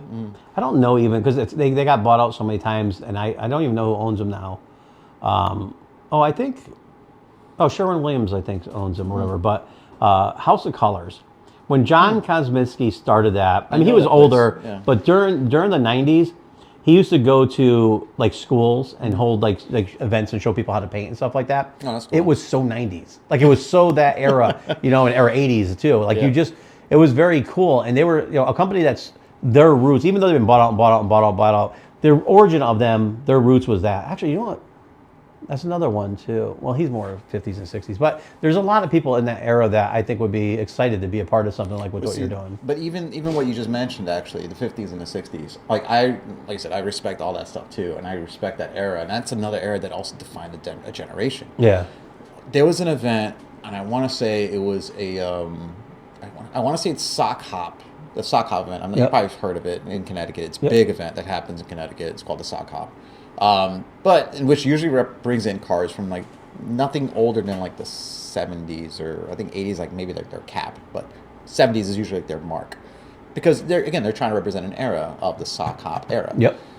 The one thing I wish they did more is kind of like what we're trying to do too, is bring in more of the fashion, the style, bring in the vendors that maybe the vintage vendors, bring in the guys that have like the old clothes or something like that wants to resell, because that's another big thing nowadays that we're seeing more and more is that people are now buying or rebuying used stuff. They're not buying new stuff, they're buying vintage stuff. The vintage stuff has become more expensive than the new stuff. Yeah, well there is, so I think his name is Ian.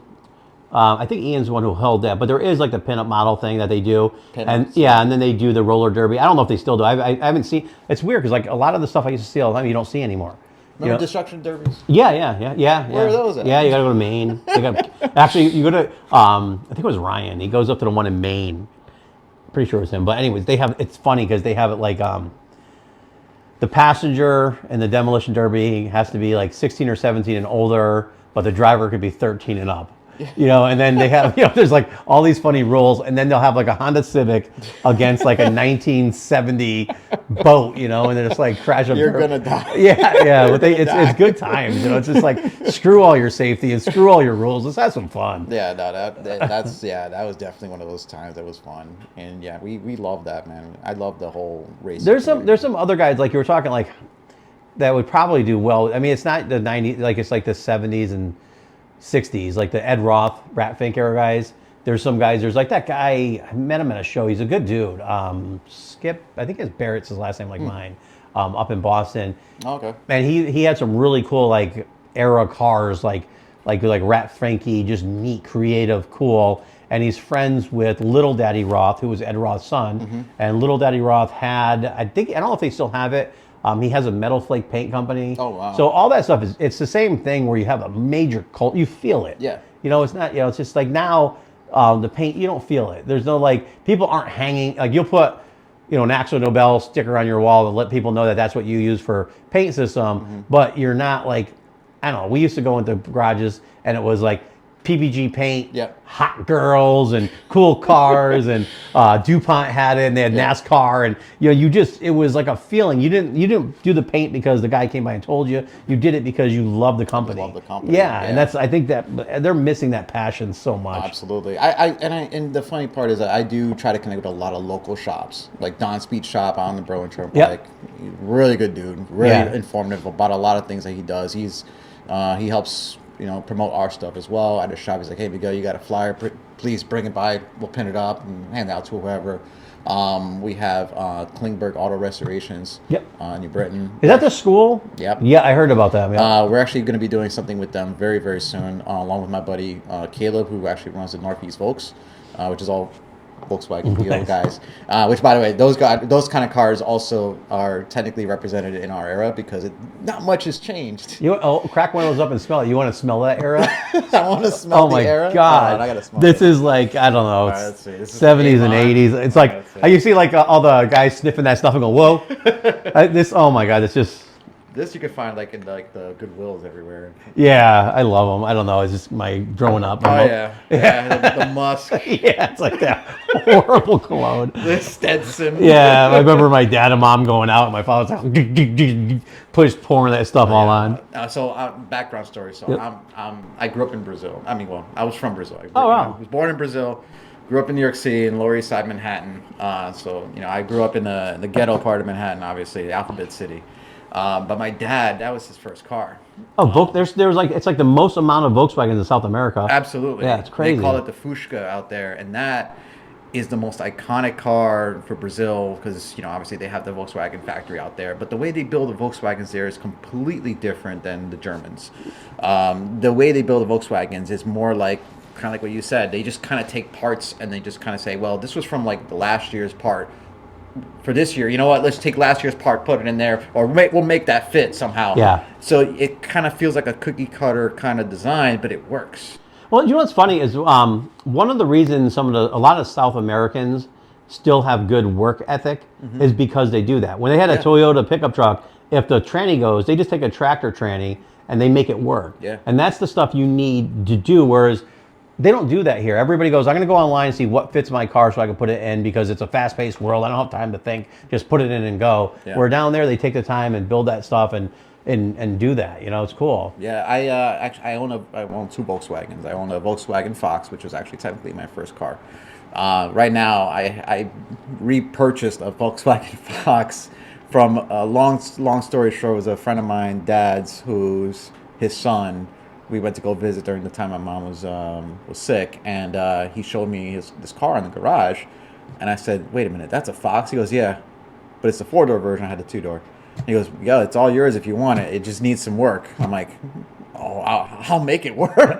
You're willing to sell it, I'll take it." So that was in Brazil? No, this was he lives in Long Island. Oh, okay. I'm like, how do you get a car from Brazil here? Like, So here's a funny story, right? So Volkswagen Fox in the Northeast in America here, most people forgot about it. They have no idea what the heck that is. Some people don't know what it is, but the Brazilians know exactly what kind of car that is. It looks just like a Jetta from the 80s, very boxy car, but it is different. It's built differently.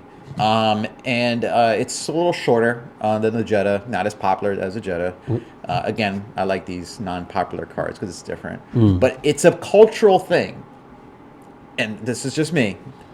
Every Brazilian knows about that car. So if you have someone that owns a Volkswagen Fox, 90% of the time, that person's Brazilian, or they have some kind of affiliations with a Brazilian somehow. Oh, that's funny. It's just a cultural thing. And the funny part is that, my dad's friend, he's Brazilian.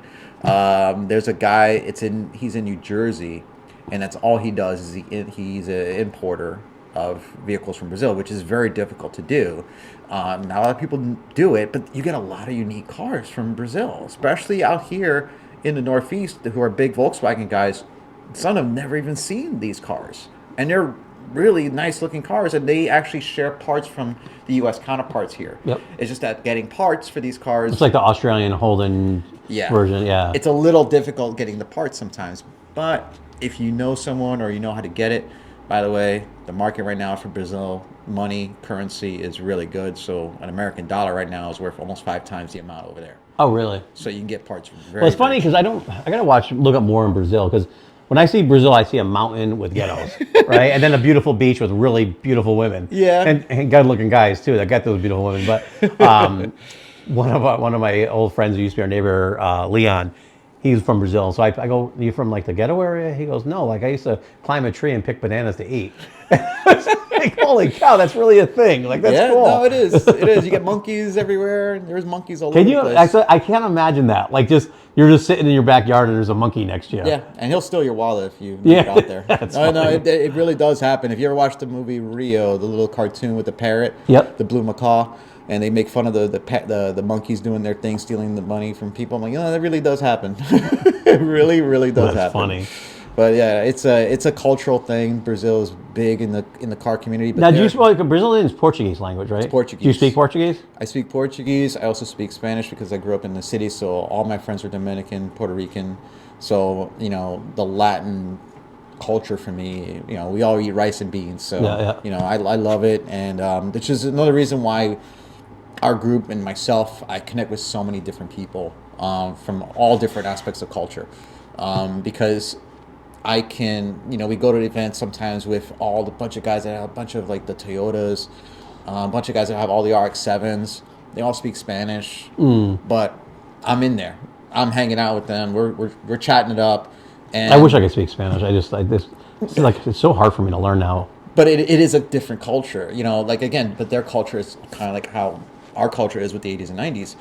It's the music, it's the energy. You go to, I hate to say it, but you go to a lot of these older style car shows, but it's the era that it was different back then. The 50s and the 60s was very conservative, very, very conservative, very low key, very chill. It wasn't until like later on in the 60s and the 70s when rock and roll really started to hit.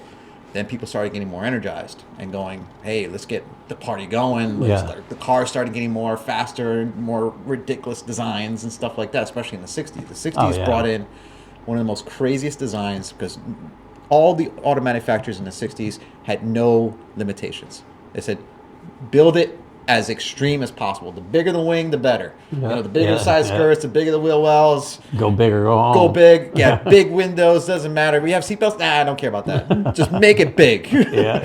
That's the American dream right there. And even that, it's still a thing. It's still in Japan. That's what people love. Yeah. Like how we love Japanese cars. Yeah. They love the American cars. Yeah, it's funny how that is.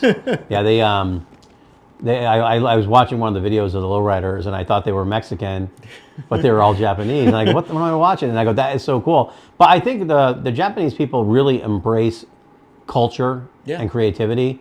Because I've noticed, I follow Japanese stuff like I told you, I grew up, my favorite cars were Datsuns, and I've always been into their culture, and I used to do all the karate and all that stuff. So I really appreciate Japanese history.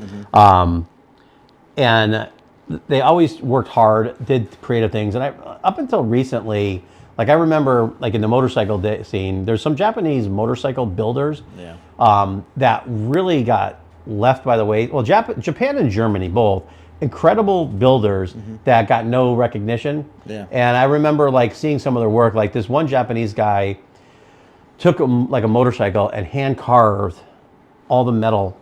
Like it was the most amazing artwork you've ever seen in it. And they just never got that feeling. But their culture, like I said, it has so much culture that they love that. So when they see like the Mexicans, if you like look at specific things, like Mexican lowrider is amazing. The culture, the family, their commitment to the cars and the history, it's just incredible. And it is, it's that American dream, like you're saying. You come here, you want the bigger and the better and the best, and they would work hard, they achieve, they make it. So you understand why a culture could see another culture like that and really want to represent it. It's I think the Puerto Rican culture was overlooked unless you were in the community more, because people like a lot of people of the era would look at them building cars and not understand it, because the muscle car scene was huge, all that was huge, and when you saw people doing the Toyotas, the old vintage Toyotas and all that, they were kind of like not really sought after. But when you really are into it, the passion was amazing.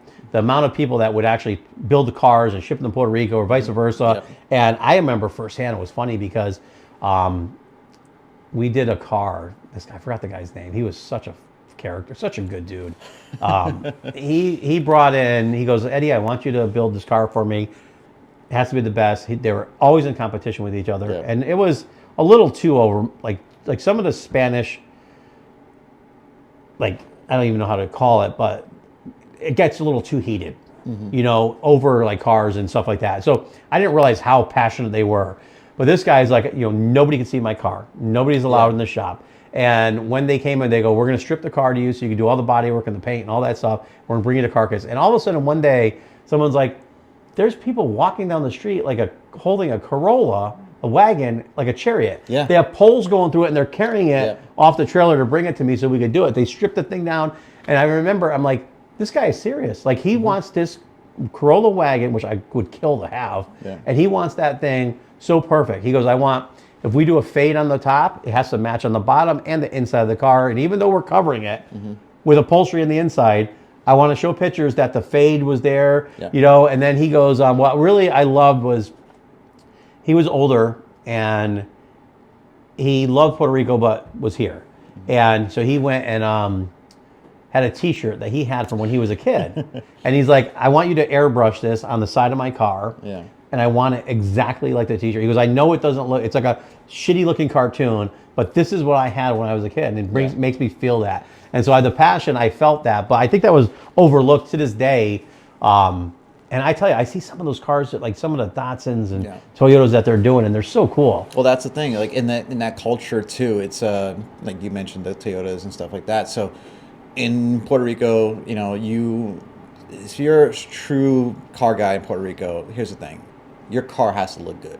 Yeah. Like if you're going to go to any event, the motor could be held up by rubber bands, but the outside of that car better be pristine. Yeah. So because they take a lot of pride, and they will not showcase that car if it doesn't look good. Yeah. They will not bring it out there.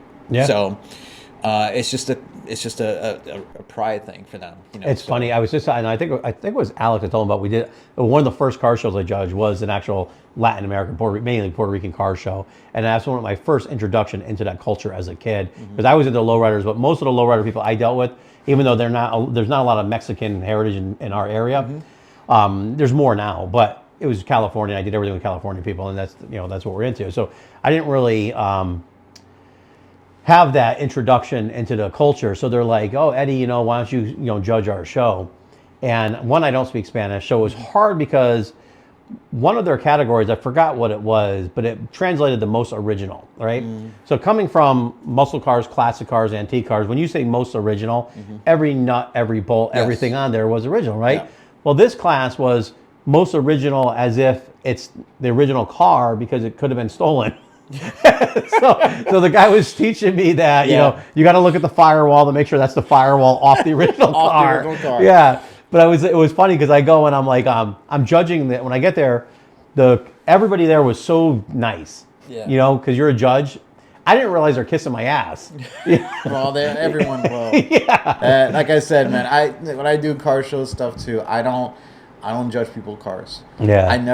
The only time I ever put my 2 cents on a car is usually the grand, the raddest of them all, meaning the top one. Everything else is always done by either my cult members that are just observing certain aspects that they're experts in. So if one guy's an expert in exterior, he's going to look at the exterior of the car and look at that category. One guy's good at the mechanics, he's going to look at the modifications done on the car and see, was it done right? Was it done really well? And that type of stuff. So, yeah, judging is big, man. I mean, it's but in the other aspect of it too, especially with some events that we do, for us, it's really just a recognition than anything else. I mean, there are some shows that you have to go big with those points and everything because you want to respect the build and everything like that. But then there's also the ones where you just like, hey, we appreciate you bringing this thing out. It's not perfect. I know it's still working, but dude, the fact that this thing is running, it's surviving, and you brought it here. This is like one of like 50 that exists in the world. Yeah. That you have this here. That's amazing. I mean, that's like I own a 1987 Mitsubishi Cordia. Not many people even know what that is. No, you never see one. Yeah. It's hard to find. And they were not that Mitsubishi sold a lot of cars at the time, but they sold that car for about, I want to say it was like 5 years. So they sold it for about 5 years. But when, like I said, Cash for Clunkers came about, that car, the metal was so thin, paper thin, that you drove that car off the lot within a year or two, it was already starting to rust. It was that bad. So the fact that I found this car out of a Facebook Marketplace ad that a friend of mine sent me, and I went in there just to kind of look at it, just see, it looks cool. It looks like a classic 80s import kind of car. Let me just see what it looks like. Went in there not knowing nothing about Mitsubishi or what a Cordia even was. I just saw the car, so it was cool. The guy said, well, either you buy this or I'm going to just junk it. And I'm like, you're not junking this. So I ended up picking up the car and then eventually learning more about it, realizing that it was actually a very rare car. And the fact that it's not many people have it out there, I fell in love with it. And I said, I love this thing. It's actually faster than some of my other little cars I got because it's a 2.0 liter. Carbureted car, and it's unique. It's different. I wonder how many cars are actually extinct from that, if there are some. There's quite a bit. There is? There's quite a bit. I mean, if you look at the, cars that are just completely just doesn't exist at all, period. This guy named Steve, he's got a slant nose rough, one of two. He has one. Wow. And there's the other one, nobody knows where it is. But he got into the Automotive Hall of Fame with his car at the last Radwood event, which I think was like 2 years ago. He came out to one of our events with that car, and that thing is beautiful, gorgeous. Original slant nose 911 Porsche in red. Beautiful car. I mean, it's unbelievable. And the fact that it's just one of two in the world. Yeah, it's insane. It's just insane. Yeah, that's insane. Because nobody makes that anymore. Yeah. You know what's funny? I think everybody should do at some point is actually research and Google and look up how many cars are manufactured and how many motorcycles are manufactured. There are so many that you never heard of. Yeah. That it's amazing. Because I remember we were doing, like, for motorcycles, one of the girls from Connecticut, she restores them, and she was doing like a Jawa. And I'm like, going, no one ever hears a Jawa. So I looked up at manufacturing, and then there was like, in India alone, there's probably 1,000 or, well, probably 10,000 manufacturers of different motorcycles. You know, it's just crazy. Yeah, that's the one thing I will say that everybody kept asking me about that too. He's like, with motorcycles and stuff like that, you know, that we have a Rad Stallion's motorcycle group. I'm like, well, no, Yeah. we don't have that. But, you know, obviously, you know, they're more than welcome to come out. We had a couple guys that brought out some 80s and 90s style bikes. I mean, I owned, 'cause I used to ride too. I had an 87 Honda Shadow. Yep.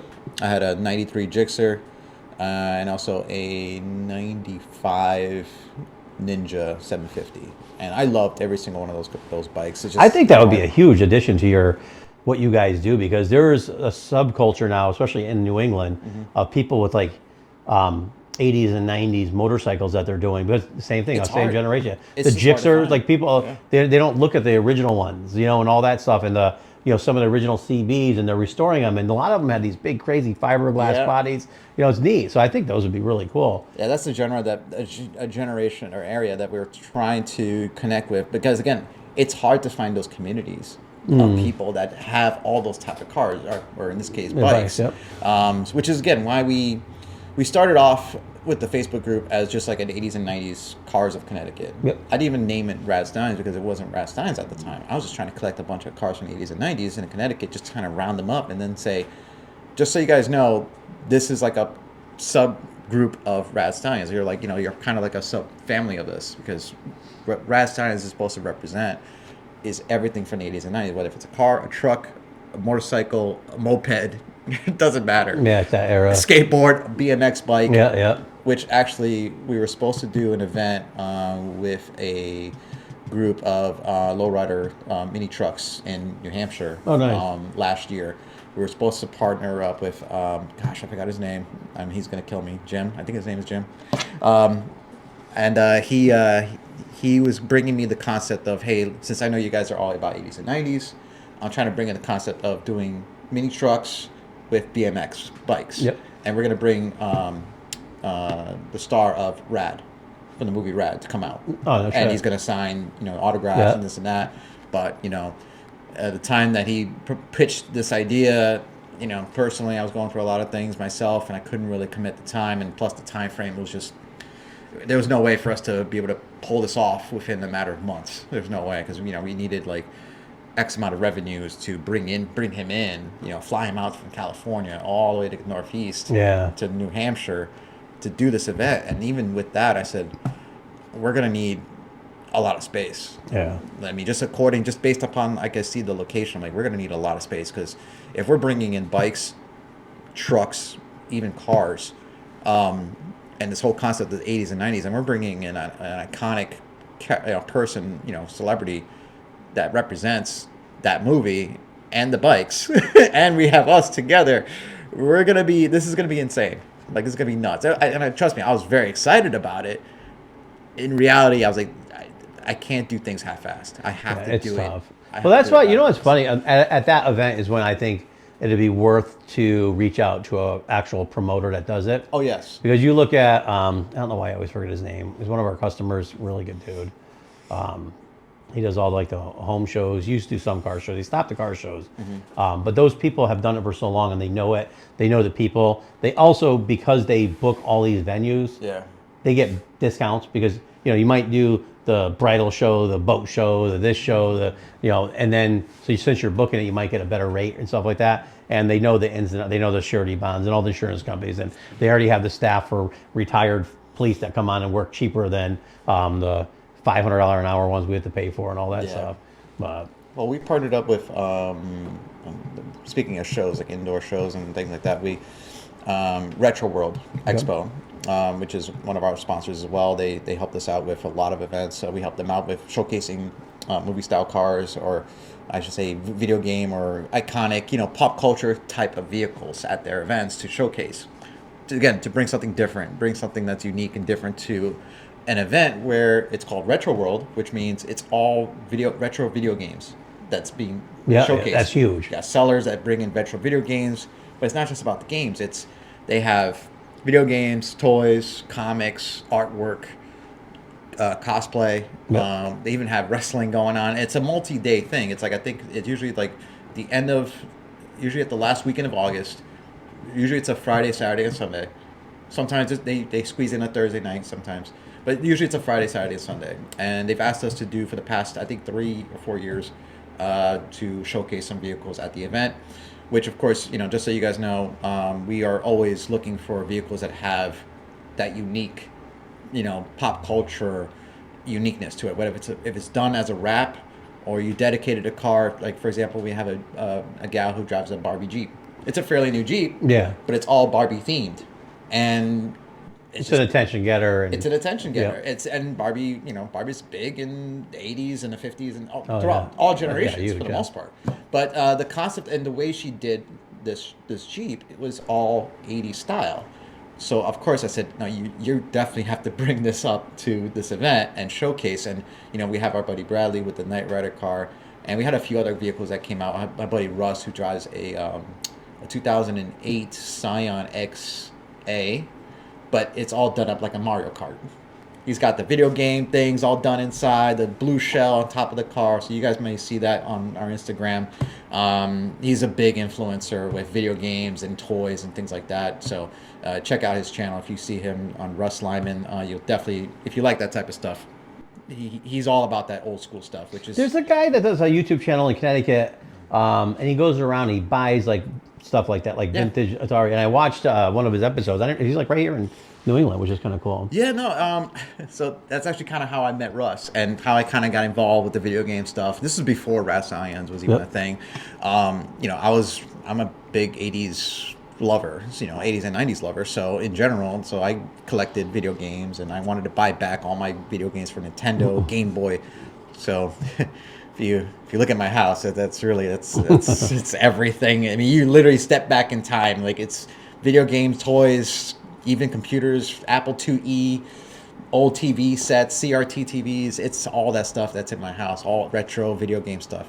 And I went to a lot of conventions to trade, buy, sell, that type of stuff. And that's how I met a lot of these guys.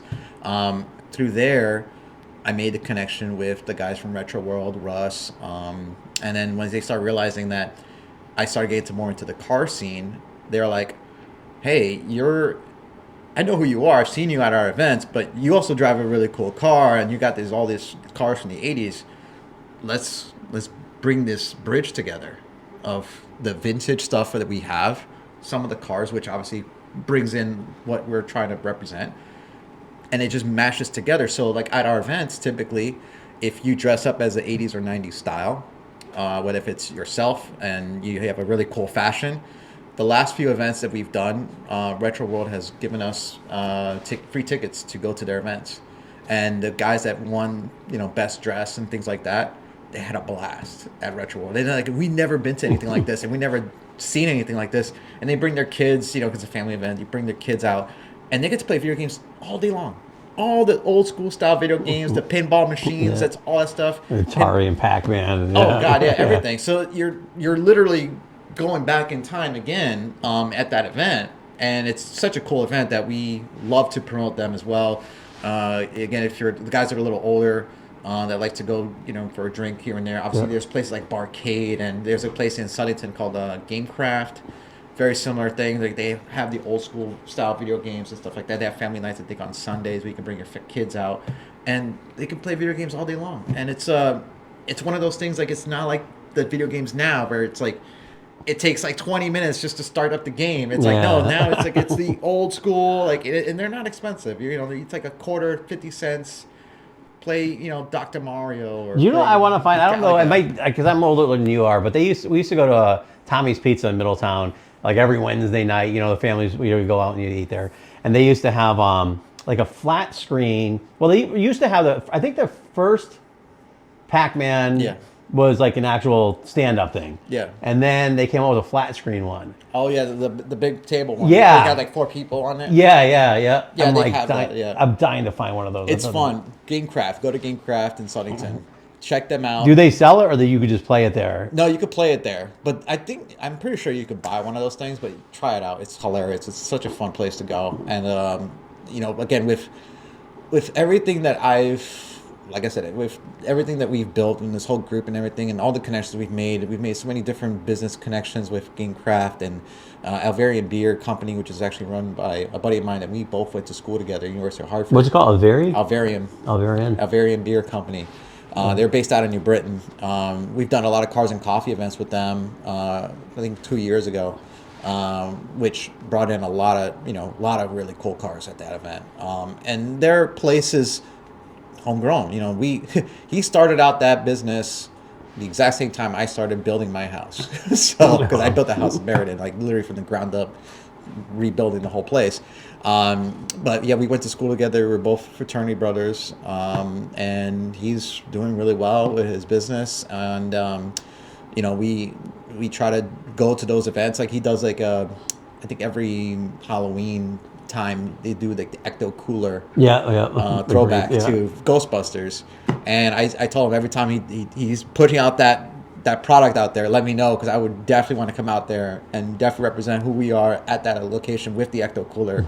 So we had like I think a Ghostbusters Jeep at one time come out. It was hilarious. It was awesome. That's pretty cool. So, but yeah, man. So like I said, that's what we're all about. You know, that's what Rad Stallion is all about.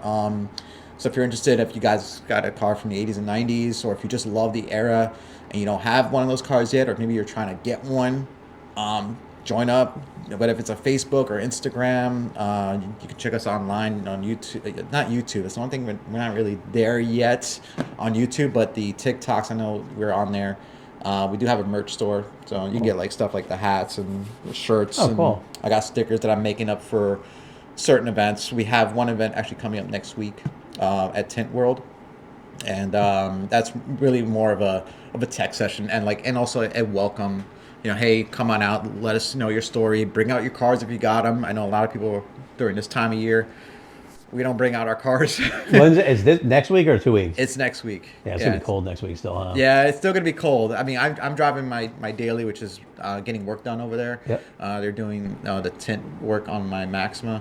So I bought Do they this do the car. ceramic tint there, you know? Oh, yeah. That ceramic tint is banging. Yeah, no. It's like it has the same levels, but you could see through it so clearly. It's amazing. Yeah, no, they've done. They if you ever go out there, they will actually educate you first before you purchase. Is that a private owned Tint World, or is it like a franchise? I think it's a franchise, but the guy who's running it is a good friend of mine, and he's been trying to build up that location more and more and more, different than any other location that's out there.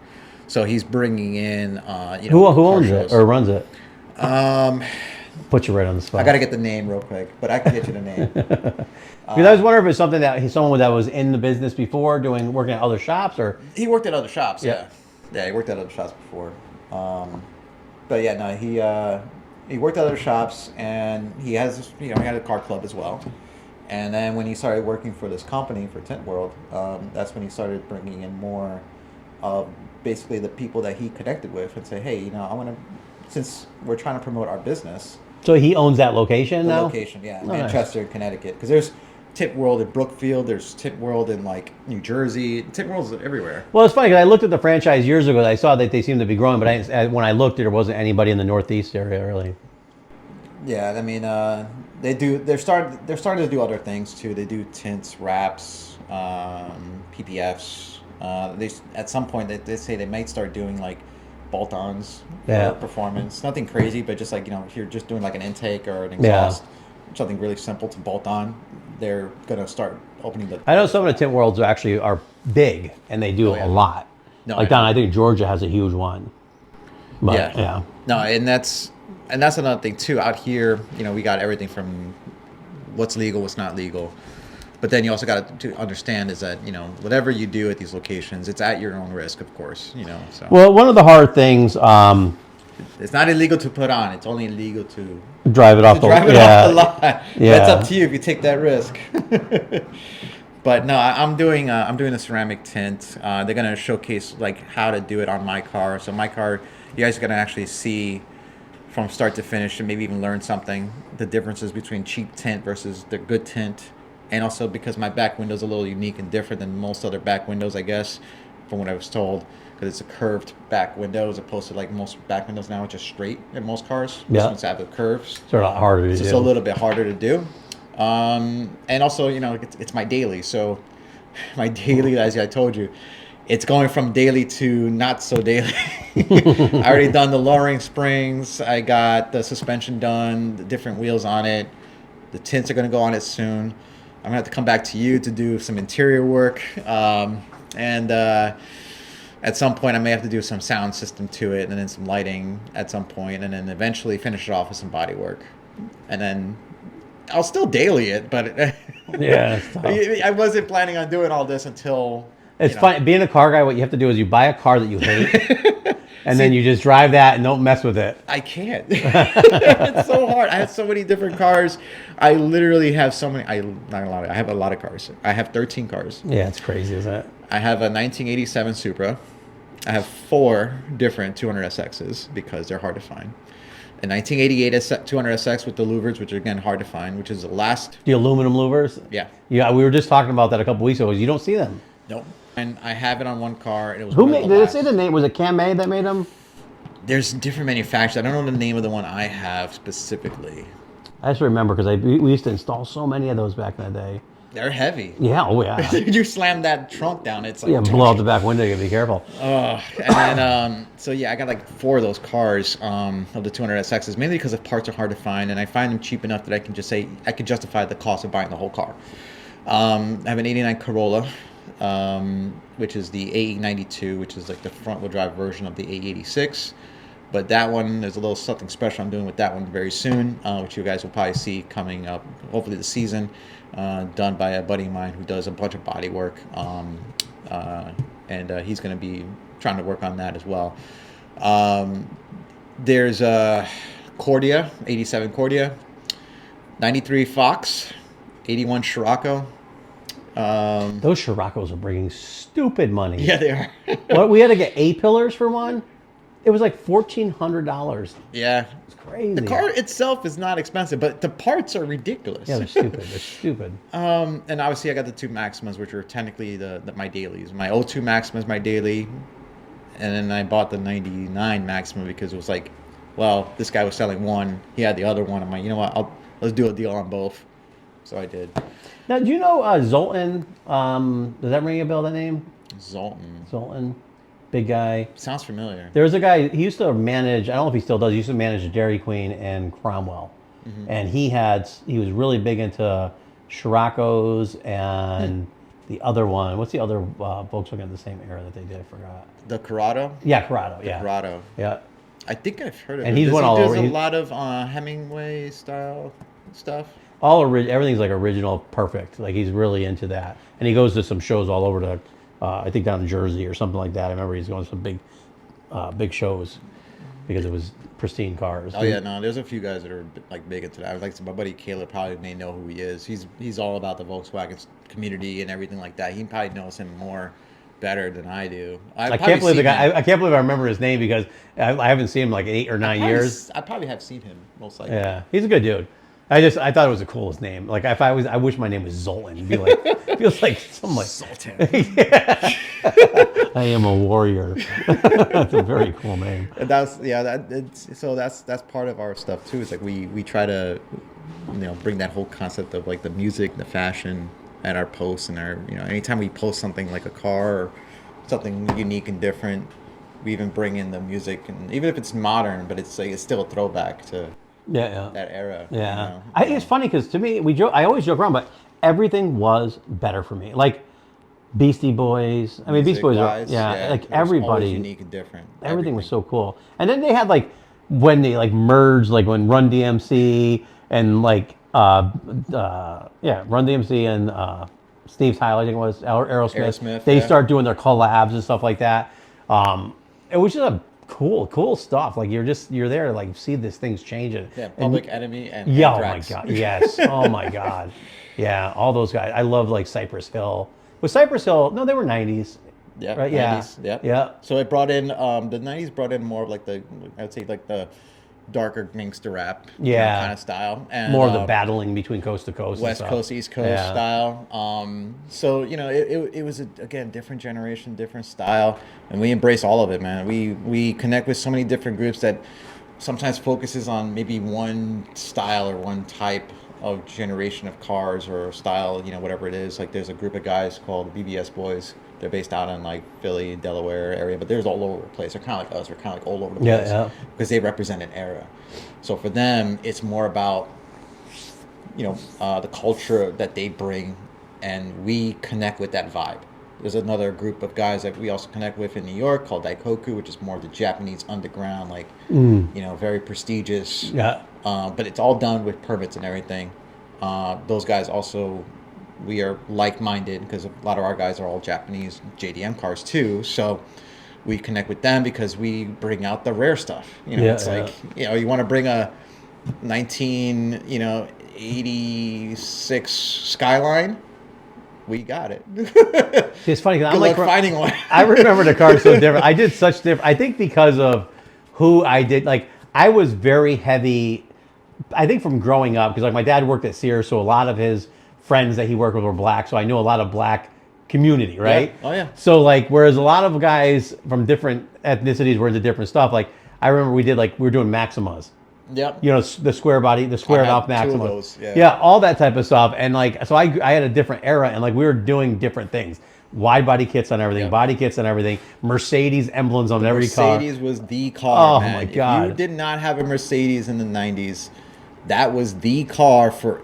If you're a gangster, and I'm talking like you were balling, and you lived in the Harlem area, in Washington Heights, and you were saying you're a baller, you'd be driving a Mercedes. Well, it's funny is none of our guys were, and they all wanted, but it was the emblem that would go on every car. You'd have a Suzu Rodeo with a Mercedes badge on it. You either had the Mercedes or you had the what was the other? The BMWs were also big at the time. Lexuses were big at the time. Yeah. But yeah, anything that was like squared off, that gold was a big thing. Everybody had like the gold emblems, which a lot of cars had gold emblems. If you did not have gold emblems in your car, you didn't make it. Well, it's funny. So we did for Alex White, who's a guy in Middletown. We did a Maxima, the squared one. We did painted it green, tan top, gold rims, gold badging. Money. Yeah, that's money color right there. But it was funny because I worked on that car a lot. And he had a cassette stuck in there, and it was what was it? Every time you turn the car on, it would power up because it was stuck, and it would start off, and it would go check yourself. It's like, and so every time you got in that car, it always cracked me up. Oh yeah, no, the Grandmaster Flash, the Furious 5. I mean, those guys, most def. We had one of our like cars got in was a Master Kane video in New York. Mm-hmm. That got us a lot of traffic back in the day. We did a lot of because of the lowriders. We were like the only guys doing, not only guys, but we were the main shop doing like lowriders. Yeah. So we were getting them like all over the place. It was funny. Yeah. So for every location, right, that you're in, whether if you grew up in the urban area like I did, and you saw that, or you grew up in the countryside and you had nothing but the Camaros and the Mustangs. Yeah. Those guys with the. the mullets, the mullets. Yeah. So hey, either way, man. I mean, we had one guy came out with an El Camino, 1982 or 83 El Camino. Dude literally came out of the 1980s, man. He had the what do you call it, those blue blockers, blue blockers on. He had the mullet on. He put the lawn chair right in the back of his El Camino. He had the ripped up shirt, jeans, all that stuff. The plaid shirts. Drinking his beer inside of a little koozie, and old school beer too, with the old, literally like the old Millers, Miller, banquets, Budweiser, and he just sat in the back of his truck the whole time. And I'm like, I walked by the car and I was like, dude, that's really cool, very nice. And you got the whole theme going on. And then as we're doing the awards, I called him out for like, one of the best 80s type of throwback to it. And he didn't even get out of his chair. He just kind of held up his beer and he was like, I was like, get that man the trophy there, because he's over there having a good time. Dude, you know what's funny? I actually know people who have gotten, I can't say their names and too much about it because then I'll throw them out, but literally they've gotten a lot of fame for being part, like people think they're like retro, but they've just never changed. Yeah. Handlebar mustache Yep. since 1979 to, it's like crazy. No, and there's a lot of 80s influencers too, that we also try to connect with and let them know, say, hey, come out to the event, it'll be great to see you guys, because they take it to a whole other level. Yeah. These guys, they're 24/7 80s nonstop, and not that we're not, but at the same time, there is a pause. You gotta have to dress up normal for work. Yeah. But they're 24/7 80s, man, and I'm like, and that's crazy dedication. Yeah, there's a lot of that. I borderline, and I know I offend a lot of people because when they're too purist that they're dickheads about it, I don't like that. Me and my friend, we went to a hot rod show, and now he's quite a few years older than me.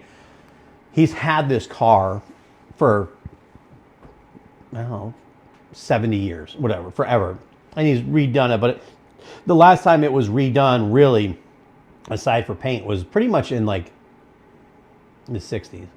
So we go to a hot rod show that's like, the culture where they roll the cigarettes up and they have the pork chops and they're trying to live that thing.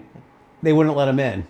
Really? Because they're like, oh, this chrome wasn't available. He goes, this chrome was put on in that era. Don't tell me, he got so bad. They didn't let us in. Wow. And the car was built, he's like, these kids are younger than me and they're telling me. He was so mad, but it was funny. See, this is where we had this one guy that brought in I think it was like a fairly new Camaro, and she messaged me actually before she brought the car out, and she's like, "Hey, Miguel, I want to go to your show, but I saw that it's just 80s and 90s cars." And I said, "Well, yeah, it kind of is, but if you showcase something, whether if it's the inside or the outside, that kind of represents the era, I'd love to see it." So she goes, "Oh, well then I got something on the inside for you to check out." And I was like, "Okay, so what is it?" She opens up the hood, and it's a big Poison, the band Poison tribute. The sign that says Poison, the engine bay, by the way, is gorgeous, even though it's a modern car. Yeah, just clean. Signed by the band members of Poison. Oh, really? Yeah. And what kind of car was it? It was a Camaro. Okay, yeah. I was like, that is amazing. And then everything else inside, she brought a bunch of Poison memorabilia. She dressed up in the 80s and 90s style. I was like, oh yeah, no, you're definitely coming in. It's funny because that's where I grew up. So it's so funny because people who knew me and who I am now is so different. Like I was a skateboarder who hated cars. Like my dad, my father was like, he literally worked in a dealership and he was like all about cars. He'd come home, he'd work on cars in our garage. He'd work on lawn, whatever it was to pay the bills. And so I hated cars. I always took my father away from me. I never saw him. And when I was a kid, so I was like, I did some stupid shit. But anyways, it was funny because I watch like the Adam Sandler movies now, and where like some of his older ones where like they show the guy sitting in front of his Trans Am and popping his collar and stuff like that. Yeah. And I just remember that was like really a thing, If you ever see the movie Coming to America and the guys with the glow. Yeah, spraying his hair and he's in the car. Yeah. That's what I remember growing up in the city. Like especially the guys with the Camaros, the Trans Ams. That's what all they So how all you said drove what that. are you? You're 40. I'm 43. 43. Yeah. So yeah, you were like right there. So like you were growing up in the city. Like how old were you when you left? Well, I went to school at University of Hartford. It's the only reason I left. So that was right in 99. I left the city right in 1999. Okay, so you kind of saw like the Beastie Boys getting started and all that stuff, yeah. and that. I grew up because of the fact that my family members, they didn't know English. So I grew up literally watching TV as how I learned English. Oh, really? Yeah, I learned English by watching TV. So watching MTV, which I did see like the first episode, which I barely remember, but I do remember seeing it because they played it more than once. And I remember like all those cartoons, all those shows, because again, it was one of those things like we didn't have babysitters. I grew up either in the shop with my dad or watching the TV while he's working, and when I got home, watching more TV, and it just kept playing over and over and over in my head, and I could understand more and more of the language. That's how I learned English. And which is why when someone says, "Oh, you speak really good English for a Brazilian," because Brazilians have an accent. Yeah, huge. Yeah. So when I start speaking Portuguese, you can hear more of like the traditional style Portuguese as a Brazilian, but then because I'm not 100%, it takes me a while to really gain my, fluent ethnicity on that, to really start speaking more with an accent.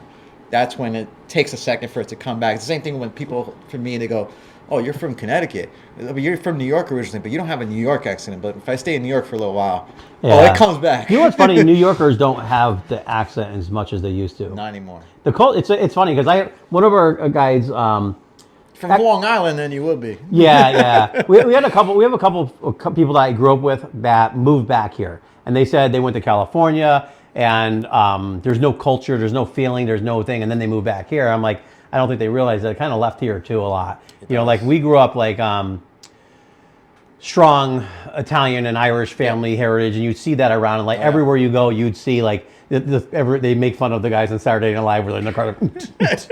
That was like really the culture. The Night at the Roxbury. Yeah. So that was really the culture, and it's kind of like a lot of that's gone now. Yeah. But I feel that way about New York so much because like I always was jealous of people growing up there in the early '80s. So I thought it was the coolest, most like Brooklyn. It was just like it was Brooklyn. tough, man. Yeah. I will tell you, growing up in New York, it was.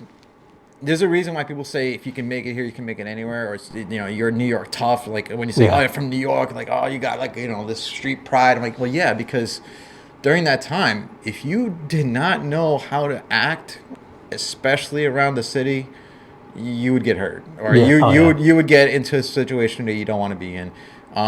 New York back then was a lot tougher. It was a lot harder. The streets were filled with violence and prostitutes and gangs and all that stuff. And yeah, I grew up through all that stuff, man. I mean, I didn't get involved with any of that stuff. My parents were really sheltered me from a lot of stuff, but it wasn't something that they can shelter me from me walking around the city and seeing all this. Well, that's a funny part because I was just saying that because we went to a show in Jamaica, Queens, which was rough back in the day. They actually had a trophy or a prize for most amount of bullet holes in the side of the car. Yeah, dude. But we ended up I don't know if we were leaving or going there. I think it was on our way there. We got lost and we ended up going. There was like this big parking lot and there was potholes like 4 feet potholes. Yeah. We went through it, boom, hit it. But when we were turning around, there was 2 Italian guys throwing a body or a person in the back of a trunk. Yeah. And you're like, it's like right there. Like everybody just sees all this stuff going on. You see everything, dude. And the cars on fire going under the underpasses. The buildings too. I mean, in the Lower East Side, this is again during the time where there were a lot of businesses taking over these project buildings. Yeah. Because what they were trying to do is reform that area. They were trying to build nicer buildings and basically buy out the slum areas. So there was a slum war that happened in New York City near Thompson Square Park, which is where I was from, in that area. The slum wars were basically homeless people that took over some of these abandoned buildings and they didn't want to leave. So these contractors couldn't knock down these buildings because these guys were living in there and they were literally throwing bottles, throwing whatever, at the cops, at the whatever, just trying to say, look, we're not leaving. You're not bringing this thing down. And it literally turned into a riot. No lie. There was garbage everywhere. I mean, there was, like I said, you go to the playground, you see crack bottles, you see, syringes. Yeah. So, it was a tough area, man. I mean, if you did not know not to touch that, don't pick that up, you can get hurt. It kind of seems like it's getting that way again. Like they need a major makeover because it's a shithole. Oh, it is. There's garbage everywhere. It's just like nobody cares anymore. No, and it's tough because, when you say, hey, I grew up in an area that wasn't like that, and when you say, hey, I grew up in an area that was like that, you get to appreciate a lot of different things.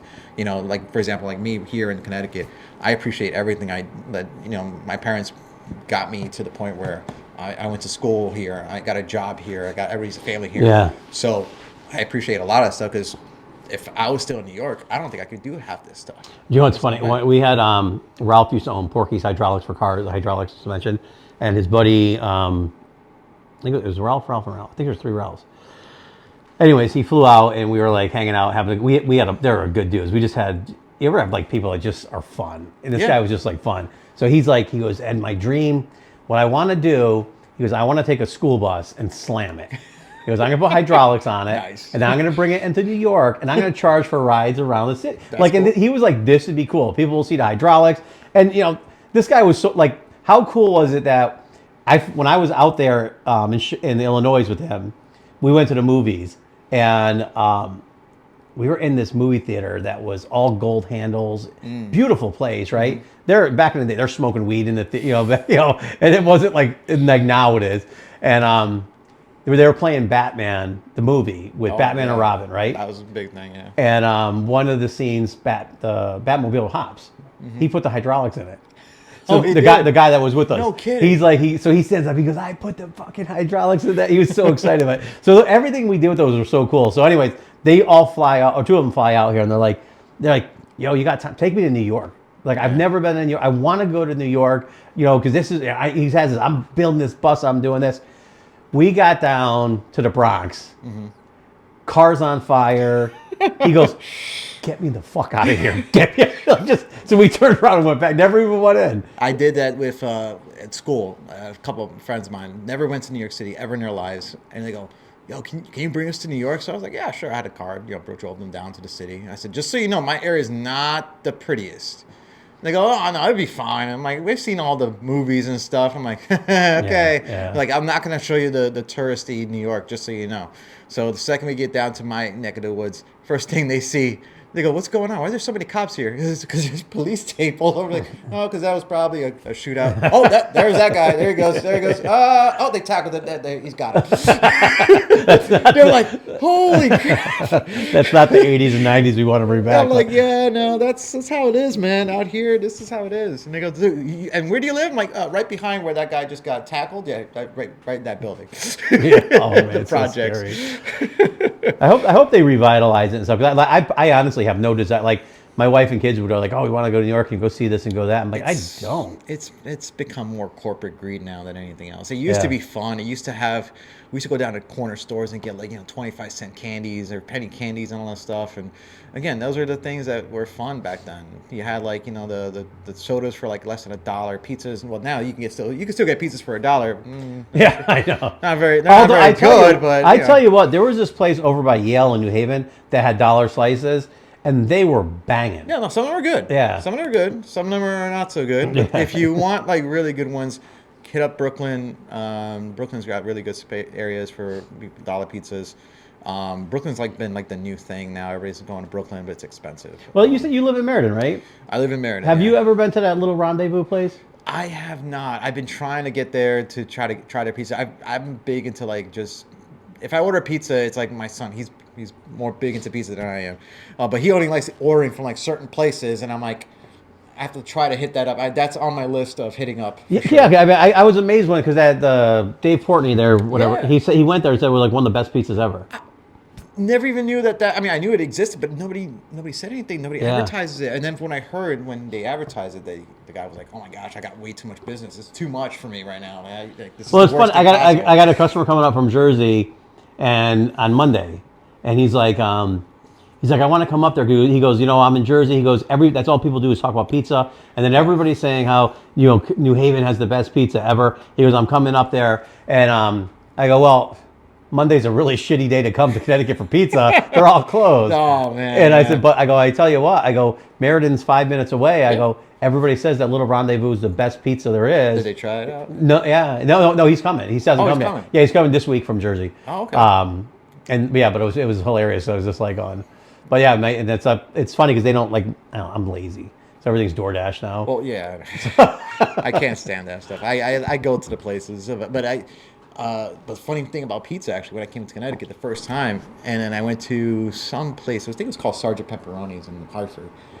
I called them up, asked them for, because we call pizzas pies in New York. It's cut into slices, so it's like a pie. So I said, yeah, can I get a pizza pie? Cheese. He goes, well, we don't sell pies. Like, what do you mean you don't sell pies? And it says New York style pizza. You sell pizza, don't you? He goes, yeah. So I'm giving you a pizza pie. We don't sell pies. I'm like, then why? Then what do you sell? He goes, we sell pizzas.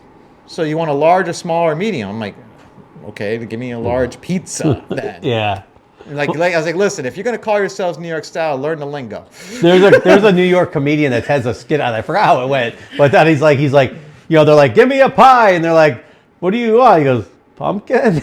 Yeah. He was like, what kind of pie? Blueberry pie? Yeah. I was like, what do you mean, what kind of pie? Yeah, there's that huge New York, Connecticut war on pizza, and Jersey is never. I mean, they don't represent. Like for some reason they're there, but they're there. They don't want to get involved. Yeah. We don't want to get involved with this. We just know the pizzas. That's all it is.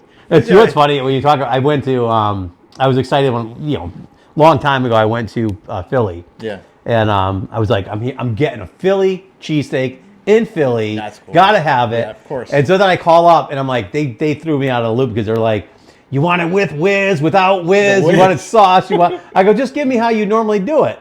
So the guy shows up and it's in like a grinder wrapper or a soap wrapper. Yep. And dripping marinara. Yep. Yeah, cheese. Dripping with the whiz and the onion sauce. Yeah. In there. Oof. Yeah. The hotness, hot grease and everything. Oof, Yeah. love It was actually disgusting. Oh, I know. It was the But worst it's thing such a great taste. The second you bite into it, you're like, oh, okay. It looks disgusting, but you're like, oh, this is going to taste amazing. You'll learn to regret it later. Yeah. Oh my God. Yeah. My father always just joked around. Well, remember, whatever's going in is coming out.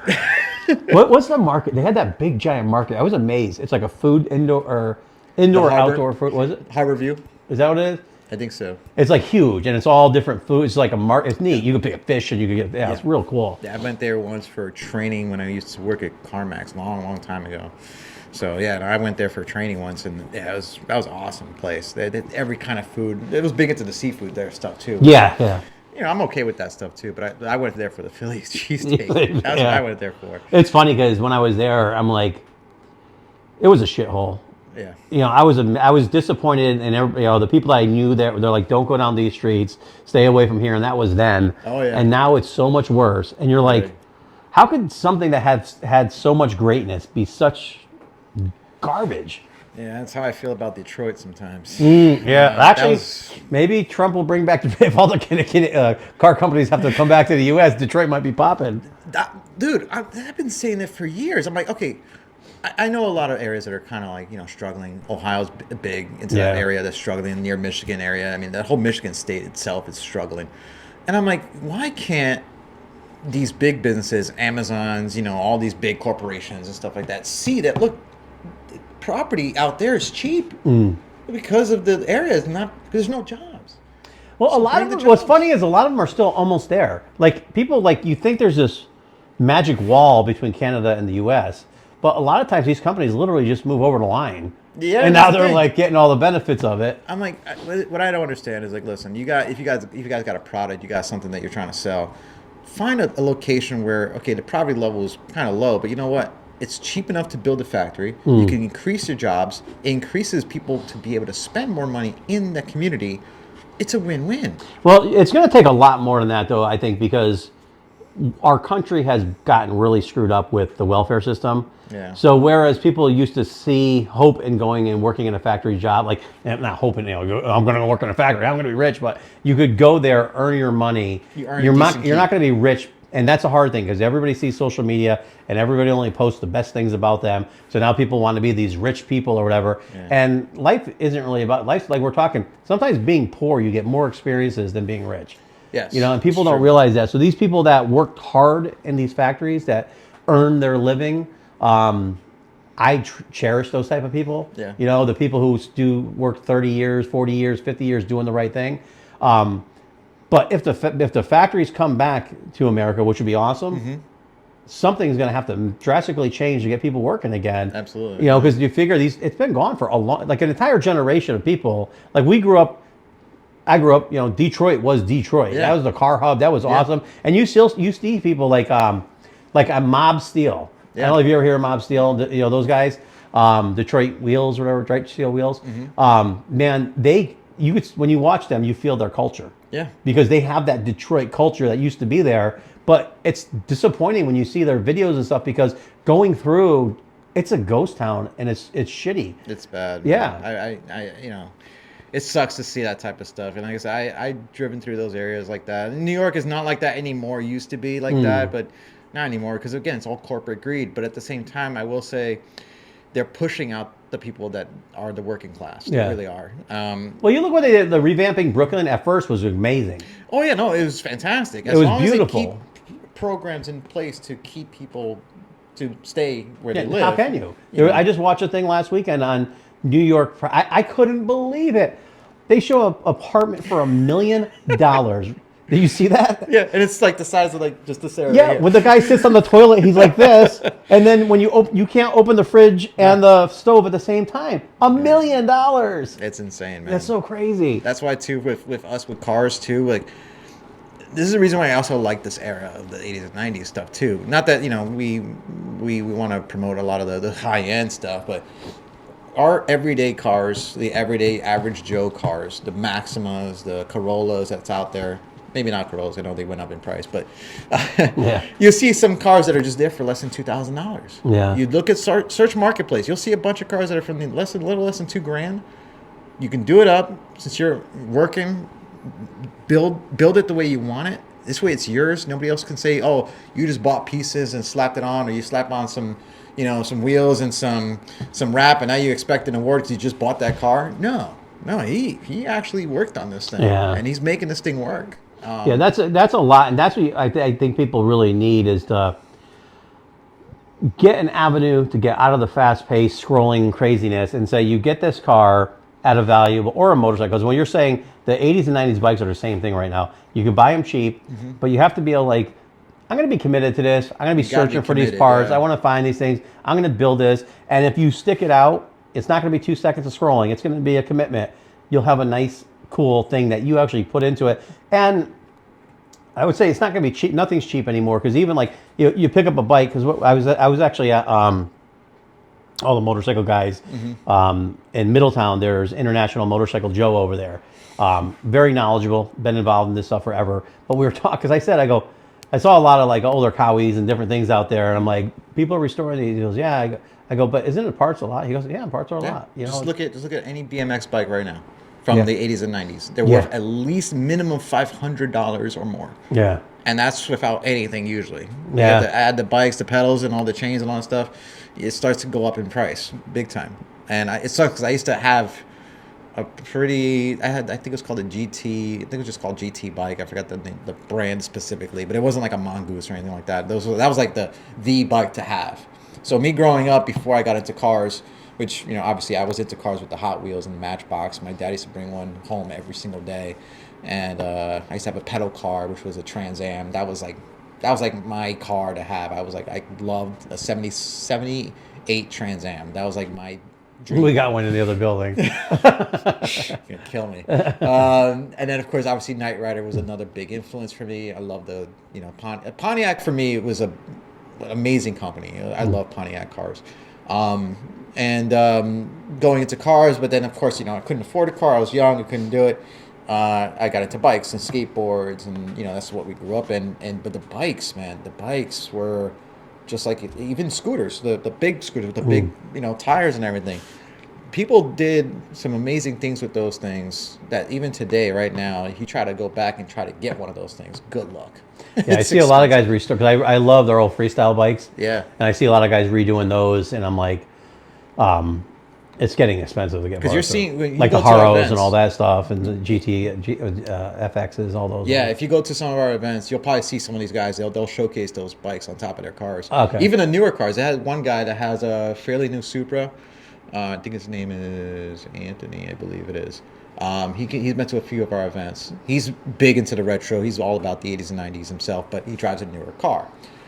But he's also one of those exceptions. He's like, he has a newer car.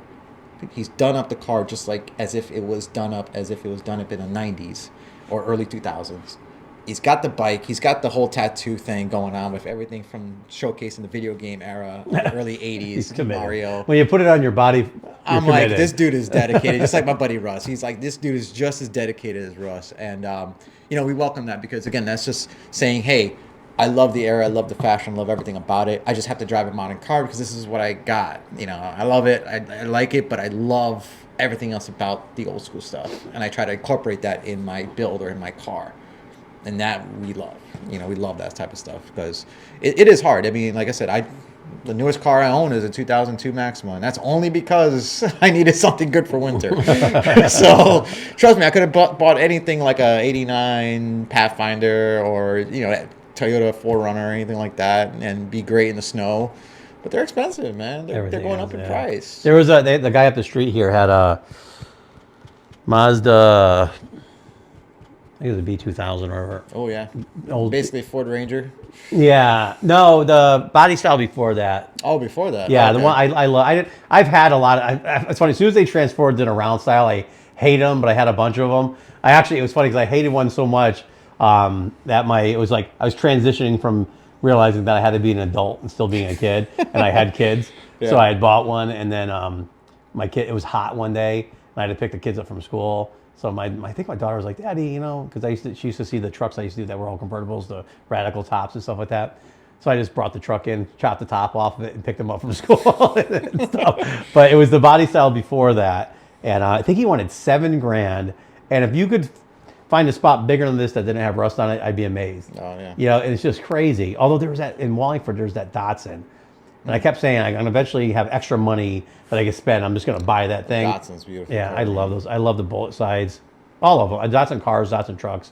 Yeah, I don't know. I mean, we'll just look at the throwback that happened at the Super Bowl, the halftime show. Yeah, the G body. Now, I guarantee you, those guys that own those cars now are like dancing right now because they're like, our value just kicked up with that song. Oh, I mean, Not that they weren't low, they were already high as enough as it is. Now they're just shot even more. all that stuff down south. That's we were talking with Derek Burton about the racing in the south. Mm-hmm. It's the same thing with the car scene down there. When it comes to like the G bodies and the '80s era cars, dumping $150,000 into them like nothing. Oh yeah.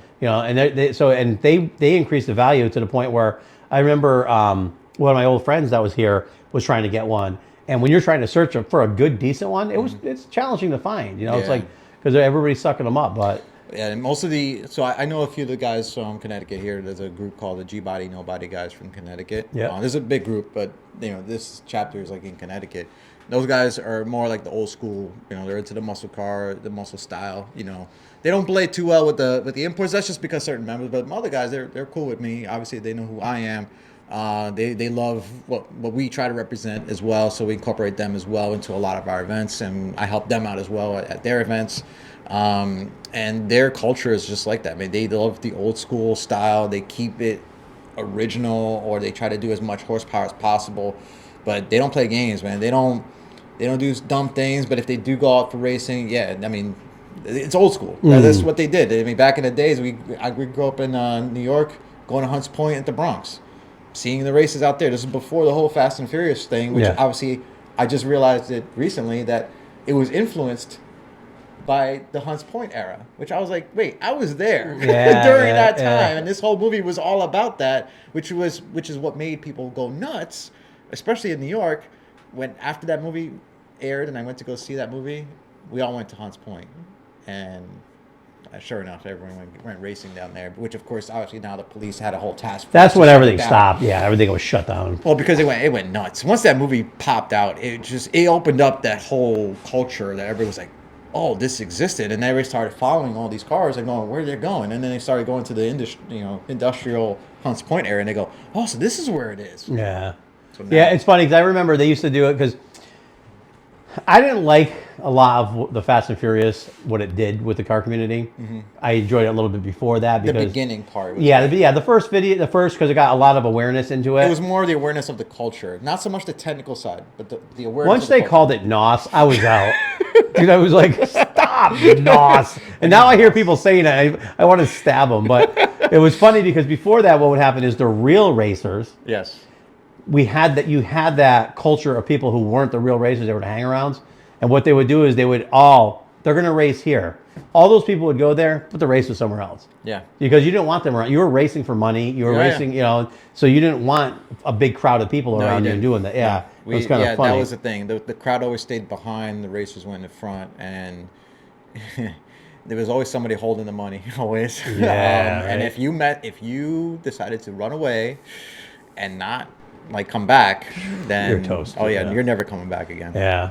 It was again, that was all part of being that tough era, man. It was fun during that time. Obviously, I don't do that stuff anymore. But obviously, there's still a culture that does exist with that type of stuff. Street Outlaws is one of them. The show that shows all that about that stuff, and of course, obviously, drag race strips are getting harder and harder to stay. Well, open. that was always. I was like, listen, man, the smartest thing any state could have done, New York and Connecticut, is get a real Just get drag one. strip here Yeah, because there's so get many one. people here. It would have got everybody off the street doing stupid shit. Yep. And it would have helped the community and the race scene, everything out so much Yeah. good. And it's just they always miss that boat with it. Yeah, I went Midwest in Ohio. Went to I think it's Moroso Park where they have like the drag race out there. Yep. Dude, on a weekend there's like amateur night, so that means anybody can come out there with their cars as long as you you have some kind of safety on you, like whether it's a helmet or you got your belt on. You don't have to have a whole 5-point, but if you're amateur night, then you're going up against somebody that's very similar in class. You're Yeah. not going up against somebody that has like just trailing in his like 1,000 horsepower Camaro and you got your Toyota Corolla. There's no way that's going anywhere near close to his horsepower based on your stock motor. Although I did see some Corollas with rotary motors that With rotary motors, you can do some crazy stuff, but I'm talking like a stock internal, Yeah. carbureted Yeah. Corolla. You ain't gonna no. So they're not gonna put you against him. They're not gonna line you up against him. But on amateur night, they'll keep those guys separate because the amount of horsepower that these guys are gonna produce, and also the importance of why they're gonna race. Is not because they're just doing it for fun. They're doing it because of reasons. Whether Yeah. it's they're betting or they're doing the bragging rights, and they're trying to dial in their tune. So they're not going to just race anything. They're going to want to race somebody that is close to the horsepower. Yeah, it's almost embarrassing when you're. Yeah, I went to they had at the Waterford Speed Bowl, they did a drag race. It's like 50-foot, whatever the heck. It was a small one, but it cracked me up because they had this dude pull up in this muscle car that was like blown, injected 1,000 horsepower plus, big ass tires, and right next to him was a guy on his fucking wheel, his tractor, garden tractor. Because it's like off the line, but and I'm watching it, I'm like going, it's close, and the car smokes him, but you're like, oh my god. I had one guy that actually asked me about like where's my stand on like electric cars, and I said, well, I don't like them personally. We're just not there yet. I mean, I don't like them. I do say that the people that take the old school cars and make them electric, that's cool. Mm-hmm. That's fine. I'm not bashing that at all. I think that's really cool. A lot of ingenuity, a lot of thinking goes involved in that, which is cool. And obviously, if they bring something like that to our event, I mean, that's awesome. Bring it out. I had one guy that had a BMW done all up as electric car, Tesla motor, and all that good stuff. And I'm like, that's awesome. You built something that's not even supposed to be in that car, and it works for you. That's great. As far as like new cars out there right now, the only thing I can think of that comes anywhere near close to something that kind of throws back to us in like that era, that style, is like the Hyundai. I think it's called the Hyundai N something. I forgot what it's called. It was like a throwback to like one of their old style Hyundai cars, the retro style that they're remaking now into more of an electric car, but it still has the styling from the old original some styling. character to it. So I'm like, okay, that's cool. It's not a cookie cutter car. Yeah, I always think vehicles everything has its place. I thought the electric cars would be good in New York. Cut down has the its smell place and all for that stuff. yeah. But now that you see New York put a law that they have to make noise because people are stepping off the curb and getting hit. It sounds like what do you call it? Like the Jetsons. Yeah. It's so stupid. What the hell is that? Yeah, I thought it would help with maybe the smell because you can't like when I see someone with like a supercar or a muscle car driving through the city, it's like ridiculous, bumper to bumper. It's like no place to go. No, and they had the whole congestion fee, which is why I stopped driving around the Did city. they stop that or they're still doing that? Oh, So it's they're still $30 doing a day or whatever it It's is. ridiculous. It's one of the most dumbest things I've ever seen done in New York, which is why I say New York has been a cesspool of greed run by 100% corporations and it's not run by the people, and it's a place that eventually will turn into, because New York does not want residencies anymore. The unions are tough, though. They do not want the average mid class. They want high end class tourists and corporations. That's all they want in Manhattan. Yeah. Outside of Manhattan, it could be whatever, but in Manhattan, they do not want. When it costs you over $4,000 a month to have a parking spot, it's ridiculous. That's insanity. It's ridiculous. And then on top of that, you also have to worry about the car being parked outside. Then you got to move it, and it's just not worth it, man. It's just not. I grew up in the time where rent was cheap. It went based upon your income.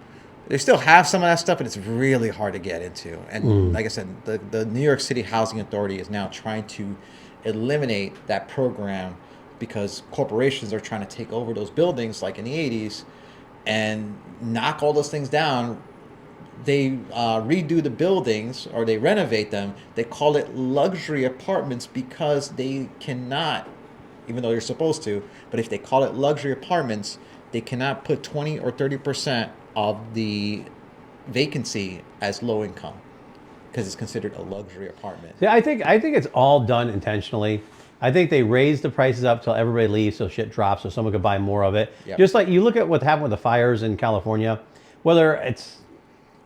I mean, this is my internet research, so whether it's true or not, don't correct me. But I did hear that Gavin Newsom have very much excitement about a company from Florida coming in to buy it and build high rises. Yeah. And you're like, it's like weird that you would try to benefit off of somebody's misery like that, And then these big corporations are gonna come in, and now we're used to have these beautiful houses that maybe 10 generations of families had, and that's how they're able to be in a beautiful area. Right. They're gone, and you're gonna have a skyscraper, and then each apartment's gonna be way too much money. Yeah. I think New York's at a point where it's gonna crash though, because they got so out of control. Now people can't afford to do it. No, they can't. Yeah, it's crazy. You can't. Like I said, it's impossible. Like my daughter, I hate to say it, she's working in the city. She's thankfully living at my parents' place as of right now. But she's going to school for now. She has a dorm as well. But it's. I told her, said, to get an apartment for yourself, if it wasn't for the fact that you have the dorm or you have my parents' place, if it wasn't for that fact, you would not be able to survive here. You would have to have a roommate of maybe four different roommates, and you guys should be making an average about at least close to $80,000 just to maintain. Well, do you know what's funny? Before COVID, one of our customers owns a bunch of restaurants in Manhattan, and she had said, they want their kid to grow up right. So their kid's a busboy at someone else's restaurant, learning whatever. And I go, how do you afford to be I go, do they pay busboys like $70 an hour? And she goes, no, it's like minimum wage. Yeah. I go, how do they afford to live? Then she told me something which I never knew, was that you have a group of people that rent one of those really tiny apartments. Yep. Multiple people sleep in the same bed. Yeah. So like one person works day shift, one person works night shift. And I'm like going, and they're still paying everything they have to live there. I'm like, why? Yeah, they're still, like the average apartment in New York City, Manhattan, you're talking about $3,000 or $4,000. That's the average price for a studio. A small one. Small one. Now there are places like they'll rent out a whole factory floor, a loft area. Yeah. The guy will rent out a whole factory floor and then make maybe 15 different apartments that are the size of this one space right here.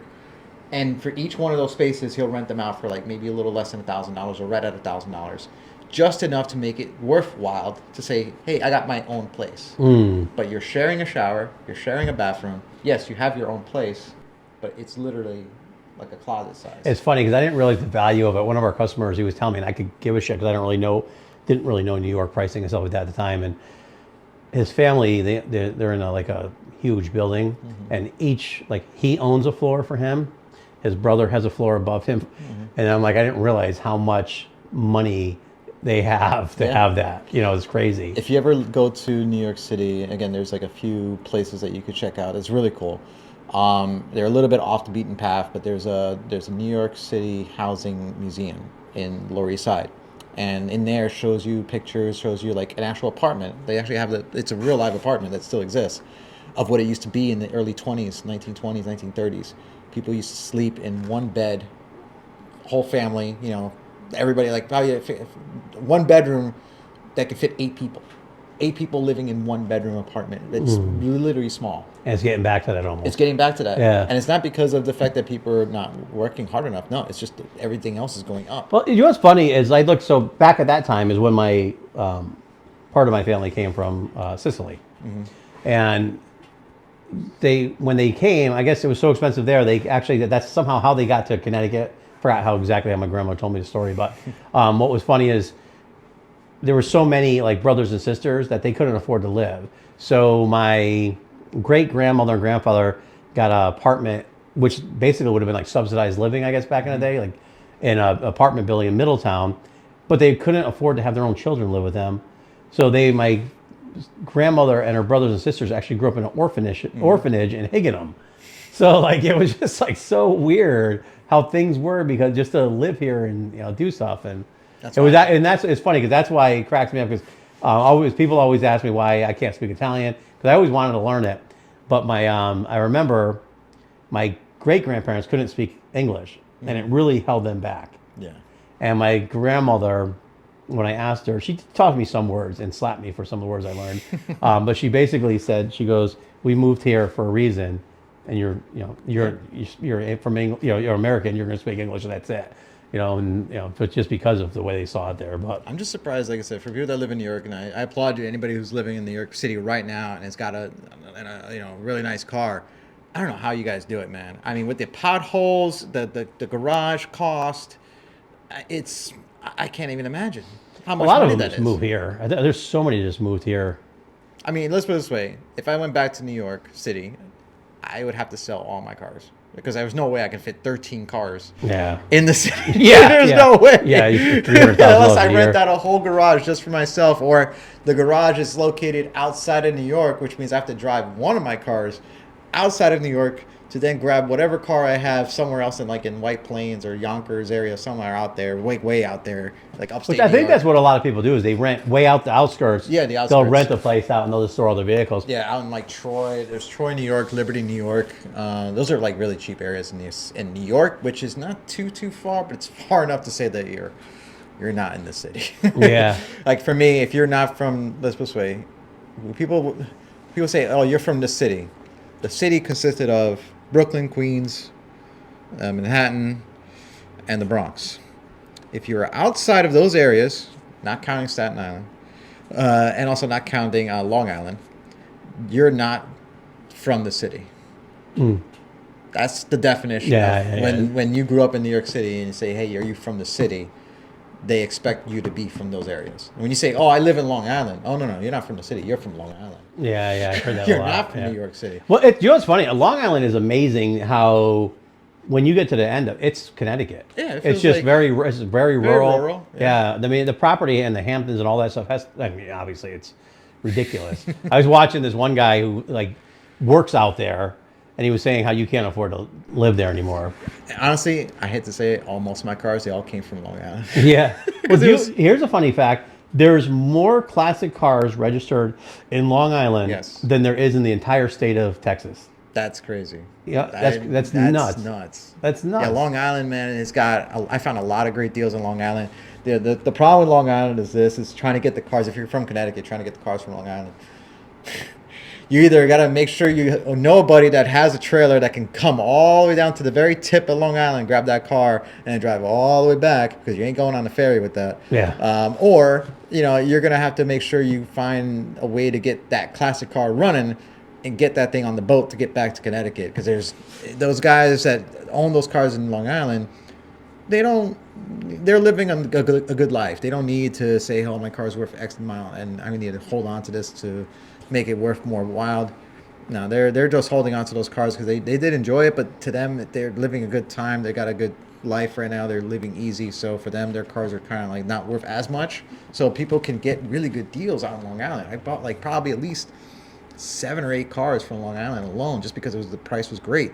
Problem was transporting them out of Long Island to get to Connecticut. That took a while and money. Crazy. That's the only thing. I know a few guys that's what they do is transport there, and God bless them because that's a horrible transport. Yeah, so because I owned quite a bit of cars at the last Radwood event, Bring Back the Rad event, I had to bring at least 4 of my cars out.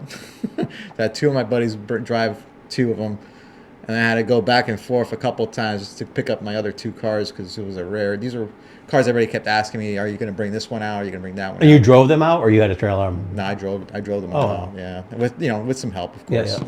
But yeah, no, the drive to Colchester coming from Meriden, it's not too bad. It's like a little less than an hour. Oh, there's a 49. Colchester in Long Island too. No. I was actually talking about the event in Priam. Oh, okay. Yeah, Oh, like going to that event. Oh, driving like, to that. Okay, driving okay, to okay. the event and driving multiple cars, like. Oh, yeah. I was actually going to ask you that. 'Cause I'm like, going, you have enough cars to do your own car show. Basically, So, yeah. like, well, I love all my cars because of different reasons, and I own them. I try to keep them because I fall in love with certain types of cars depending on what's going on with them. So like for example the Fox is because I love it because it was like my first car. So I'm not gonna get rid of that car ever because of that. It wasn't intention for me to go get it again. It just so happened to be in front of me, and I said, you know what, I'm gonna go get it. It's a car that relates to my past. I'm gonna keep it. The Supra was one of those cars that just was a great deal. I'm not going to just let go of something like that because now they're getting harder and harder to get. So the prices love of the Supra the older is going Supras, up. Yeah, they're going up. And I'm like, I'm not getting rid of it because of that reason. So is yours, what year is yours? Mine's an 87. So So it's a round body one, like the rounded front end? No, it's square. So it's the first year that they did the pop-up lights of the Mark III, which has the square lights in the back. So not the Celica Supra generation, but the generation right after. Yeah. So this was like these ones, like this style here. That's exactly it. Mine's all white. Yeah. So what was it? There was one before that. Before that was considered the Mark II, which is technically Like an 83 or something? yeah, it's like 81, 82, 83. I want to see because that's one of. A few buddies of mine have those cars, No, that's a different one too. and those are even harder to get in really good condition. And again, the market for those are going up as well. Not as much of an aftermarket, area for them to be upgraded, but it is a unique chassis to get because not a lot of people have it, and you don't see a whole lot of them out there. So if you do have one, obviously you can swap motors, you can swap suspensions, and do all that crazy stuff, but it's hard to find one in really good shape to be able to even do that. Yeah. Also, I'm looking up here. One of our quick employees, he worked here for a minute. Mm-hmm. He had one that was a Supra, but it was like it had a rounded front end. So that's early 90s. That's like 94, I want to say, was the first generation of the round bodies. Oh, it wasn't that one. Because growing up playing, I think it was a Road and Track for the PC. It was like one of those cars that was like iconic for that video game. It was that, the Lamborghini Diablo, and the Ferrari Testarossa. And then you have the Toyota Supra, which was a contender to be as fast as those cars, which nobody was expecting. I'm thinking it might have been because he made this body kit on it and he cut the top. It was a convertible, Oh, the Togger top, yeah. but I think because it had like a rounded kind of like round like that, so maybe like That's 91. my generation. That's It the is? one I Okay. got. That's exactly the one I have, actually. Oh, okay, so yeah, that's cool. Yeah, I just think it's maybe how we did it. Yeah, see, that's all the ones we couldn't afford when I was a kid. Yeah, like right now, you try to find the round body Supra because of all the influence of the movies. It's almost impossible to find those round body Supras for less than 20,000. Like it's almost impossible. Really? I mean, if you find it's usually either an automatic or it's been crashed or something happened to it. Well, it's funny because I don't like supercars at all or any of that stuff. That's not my thing. But I saw this vintage Ferrari with air ride, and I go, I kind of want that. See, that's cool. That's cool. But then when I looked it up, even a crappy one's like 35,000. So then you're like, well, take it and cut it up, which I still would. It was funny because we were I was joking around with Lewis yesterday. We were talking like, what if you all of a sudden had all this money, right? And I'd be like the white trash of the thing because I would have every vintage car that nobody wants. All right, so I'm gonna round off something for you. Yeah. All right, let's do this. Top 5 cars. Doesn't matter what year or make, model. What's your top 5? Datsun.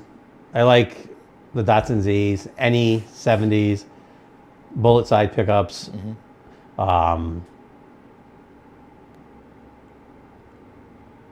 I like See, I like flat nose vehicles from like the 40s and 50s, like the because I think they're just cool. Okay. Haulers, that type of stuff.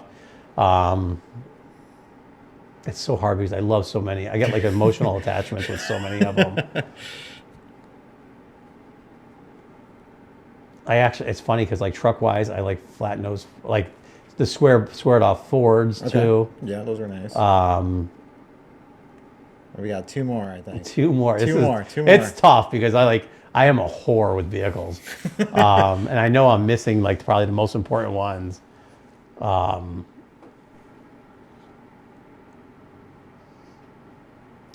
Shoot, I couldn't even think of them, to be honest with you, because there's so many trucks I want. Oh, so you're more Like more, so, more and actually, into yeah, trucks. here I am skipping over. So a Model A pickup truck, Okay. and is one of my favorites because I could have them original like an antique, and I could have them slammed and crazy. I like fucking. Actually, we were gonna build one, but the idiot next door plowed into it. Oh no. One of the wagons. What do you call them? The ones with all the windows on top. The Buick, not Grandmasters, whatever they are. Like the Chevy Chase ones. Oh, Those huge yeah. station wagons that have the Like bump the on the Roadmasters Yeah, and like, stuff? yeah. I love Yeah. those things. I love them all. I mean, then you start going the Caprices and Impalas. Oh, yeah. Like even those like the early '90s body styles. All those things were cool. Novas, squared off. No, I could just honestly, I could just go. I could list every friggin' car. But I personally like the ugliest ones you could find, and then make them look cool. So the way you have to look at it is like this: you have a 5-car garage. Yeah. What are the ones you're going to go in the garage, and the ones that are going to stay out of the garage? That's how you got to think about it. Yeah, So so- like for me, it'd be a little different, right? So for me, Your wife's car is going to be the one in the garage. Probably your kid. well, my kids, she had a Honda Civic that she loved, but she ended up selling it because she went to the city, and so you don't need a car in New York City. So we ended up selling her Honda Civic, which me and her helped build together. And it was a fun car. I love the Honda Civics. But as far as the top 5 car for me, that's in the garage. Not saying outside, inside The babies. being a baby. Creme de la creme. My top car out of all cars. And this is a tough one because this is not Because you're easy leaving to some think. outside. Yeah, no, I know. And the thing is, it's like there's so many cars that I put it on that top pedestal depending on my feeling at the time, you know. So if I had to put the top car, no matter what it is, how I'm feeling, you know, whatever location I'm going to, the places I'm going to visit, it doesn't matter. If I'm in that car as one of my top cars, I'm gonna enjoy it. I'm gonna have fun, and it's also gonna be a car that people are gonna talk a lot about. And for me, and it doesn't matter in price, it would be a Lamborghini Diablo, Old school one. old school. I know it's not the greatest car in the world. I know it's not the That was like the dream car though growing up. absolutely. It's like the car from Miami Vice. It's Yeah. but it's the car that I played on the video game with Road and Track, and it was like the car to get. I get it. I can see that. And no, I've driven one. I've been in one. Yeah, it sucks. You can't back up. You can't see anything. I mean, it's the worst. gotta crawl out of worst them. driving car ever. But just the fact that you have it and you own it, that's like a status thing for me. And it's just one of those things like you just gotta own, especially me. You know who I am. The next car in my list would be a DeLorean, obviously. Big influence on Back to the Future, but the DeLorean has to be done up like the Back to the Future car. It has to be a replica of the Back to the Do you like Future the car. Panteras? I do like Panteras too. I also like the Lotus Esprit, Yeah, which yeah. is pretty nice. That'd be nice with a big I one. like those too. But as far as, you know, what's in the garage right now, we got the Lamborghini Diablo, we got the replica Back to the Future car, done up like part 2 with the Mr. Fusion in the back. really detailed. Very detailed in my description. The next car that's in my garage as like a must-have is actually like it is a 1979. I want to say it's a 79. The Pontiac Trans Am, like the Burt Reynolds style, Smokey and the Bandit. those beautiful cars. I love that car, Iconic. man. That gold and the black with the Firebird symbol in the front, the shaker hood, T-tops. Sally Fields. Young. She's there. Yeah, no, that to me screams, you know, that just screams an era for me, and it's one of those, again, throwback things for me that I love.